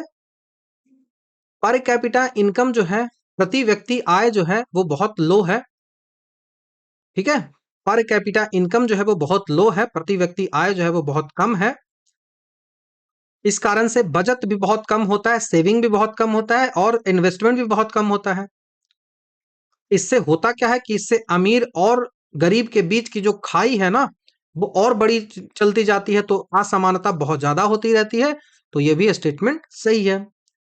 तीसरा स्टेटमेंट क्या बोल रहा है, तो तीसरा स्टेटमेंट कहना है कि पूंजी निर्माण और तकनीकी उन्नति की उच्च दर, तो high rate of capital formation, तो पूंजी निर्माण बहुत तेजी से होता है और टेक्नोलॉजिकल एडवांसमेंट बहुत ज्यादा होता है। तो अल्प विकसित में ये चीजें कहां से आ जाएंगी कि high capital capital formation high हो जाएगा, यहाँ पे वहां तो कैपिटल फॉर्मेशन हाई नहीं होगा और ना ही टेक्नोलॉजी एडवांस होगा। तो ये स्टेटमेंट गलत हो जाएगा, ठीक है। उसके बाद तीसरा स्टेटमेंट तो गलत हो गया, अल्प विकसित देशों में पूंजी निर्माण की दर बहुत कम होती है, उच्च नहीं होती है। उसके बाद है कि उच्च जनसंख्या वृद्धि और संसाधनों पर दबाव बहुत ज्यादा होता है, पॉपुलेशन जो है वो हाई हो जाता है, पॉपुलेशन ग्रोथ जो है वो हाई हो जाता है, जिस कारण से जो रिसोर्सेज है वो हमारे लिमिटेड होते हैं और इसीलिए रिसोर्सेज पर प्रेशर बहुत ज्यादा होता है, इसीलिए रिसोर्सेज के खर्च भी बहुत ज्यादा होता है। तो ये भी स्टेटमेंट जो है वो सही हो जाएगा, केवल तीन स्टेटमेंट जो है वो गलत हो जाएगा, ठीक है। तो ये आपको ध्यान रखना है, 1 2 4 सही है, तो सही उत्तर का चयन करना है। तो 1 2 4, तो 3 वाला तो आएगा नहीं, 1 2 4 ये ऑप्शन नंबर ए देखो, 1 2 4 यहां से सही हो जाएगा। वीसीएस साइकिल एक स्टेटमेंट आएगा, कभी भी आपसे पूछा जाएगा तो वीसीएस साइकिल याद रखना है। वीसीएस साइकिल, वीसीएस साइकिल जो होता है इसे गरीबी का दुष्चक्र कहते हैं। इसे क्या बोलते हैं, गरीबी का दुष्चक्र, गरीबी का दुष्चक्र इसको कहा जाता है। और अंग्रेजी में कहूं तो इसको कहा जाता है, चूंकि नर्क्स ने दिया था तो नर्क्स vicious cycle of poverty, nurse vicious cycle of poverty इसको कहा जाता है। तो ये आपको ध्यान रखना है। नेक्स्ट सवाल की ओर हम बढ़ते हैं। नेक्स्ट सवाल फंडामेंटल ड्यूटीज के बारे में बोल रहा है, पढ़ते हैं कि कौन सा सही है। फंडामेंटल ड्यूटी के बारे में कह रहा है कि 42वां संविधान संशोधन अधिनियम 1976 के द्वारा संविधान में इसको जोड़ा गया था। तो पार्ट नंबर 4 में इसको जोड़ा गया है, फंडामेंटल ड्यूटी को पार्ट 4 का ए में जोड़ा गया है और इसको 51 का ए में रखा गया है, ठीक है। रसिया से हमने इसको लिया है। तो पहला स्टेटमेंट सही है, स्वर्ण सिंह समिति के सिफारिश के आधार पर इसको रखा गया है।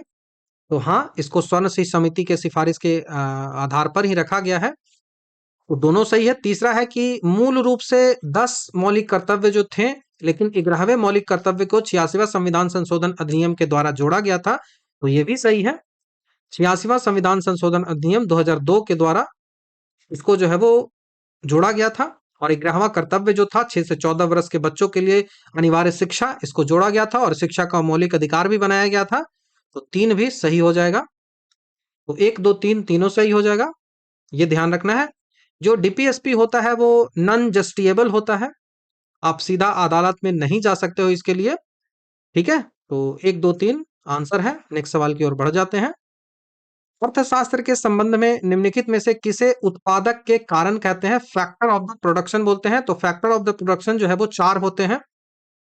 लैंड होता है, लैंड, पहला जो है वो लैंड होता है। लैंड के लिए हमको क्या मिलता है?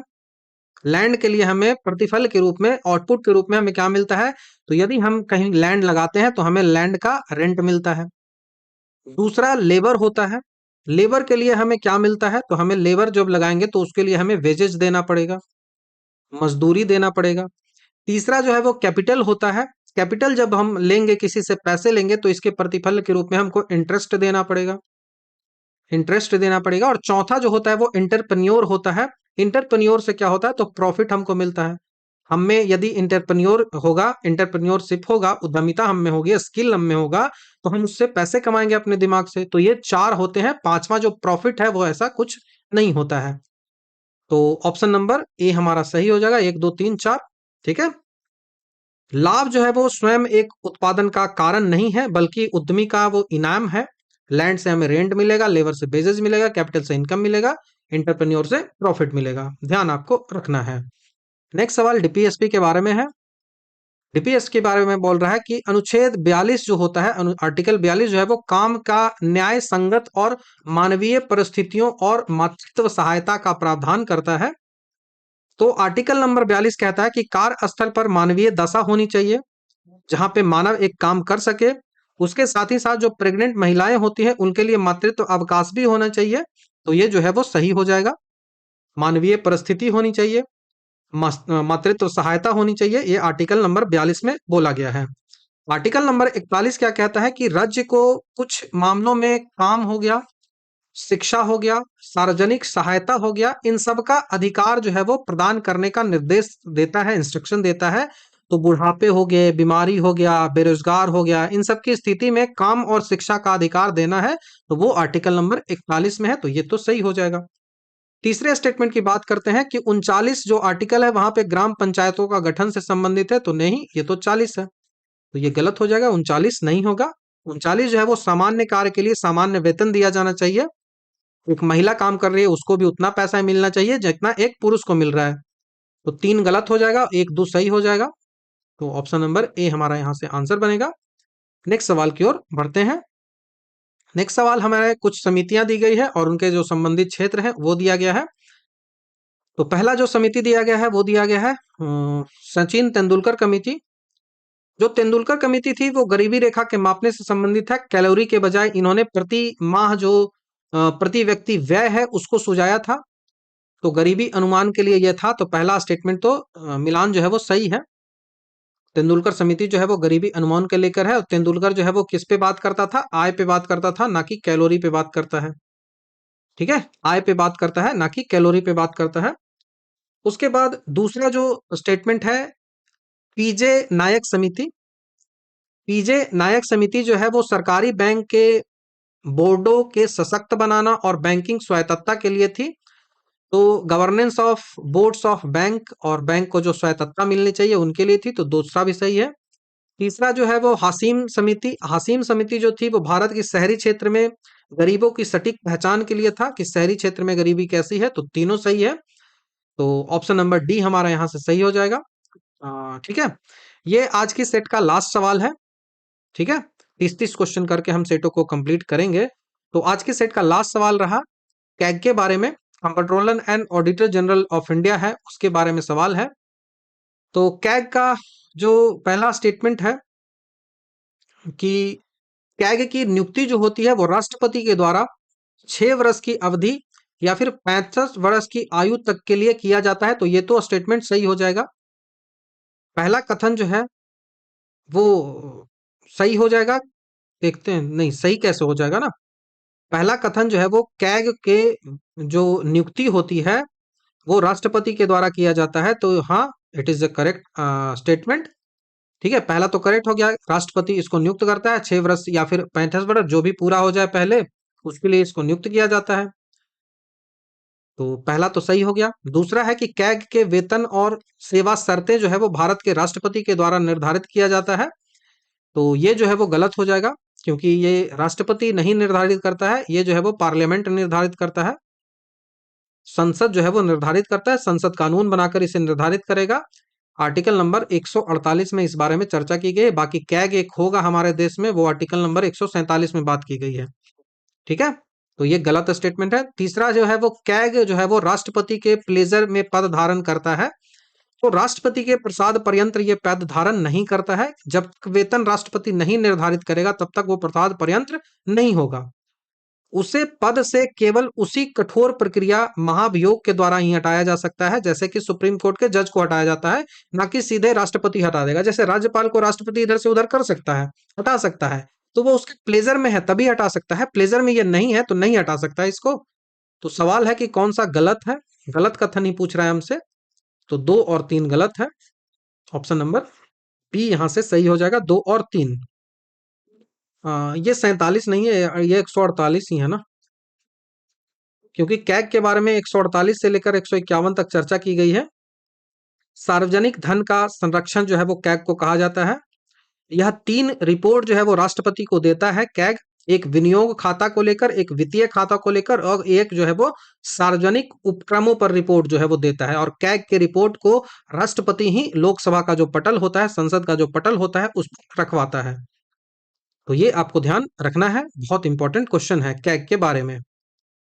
ठीक है, तो ये रहा पूरा सेट नंबर 4 का पार्ट नंबर 1, जहां पे हमने काफी डिटेल से स्टेटमेंट वाले जितने भी क्वेश्चन थे 30 उनको डिस्कस किया। वीडियो का ड्यूरेशन ऐसे ही रहेगा, तो ऐसे ही एक एक सेट में हम 30 ही क्वेश्चन को डिस्कस करेंगे, और ऐसे ही करके कई सारे पार्ट्स जो है वो मैं कंप्लीट करवा दूंगा। तो ये पार्ट नंबर 1 तो नहीं कहेंगे, क्योंकि ऑलरेडी हमने 3 जो सेट है वो डिस्कस कर रखा है। तो 3 सेट को 4 × 12, तो 10 पार्ट के आसपास तो ऑलरेडी आ गया होगा। लेकिन अगले से मैं थंबनेल पर एक पार्ट ही लगा दूंगा, 11 पार्ट ही लगा दूंगा। तो वैसे करके चीजें क्लियर हो जाएंगी। ठीक है, तो आई होप चीजें आपको समझ में आ रही होंगी। तो thank you very much. Next video में आपसे जल्द ही मिलता हूँ।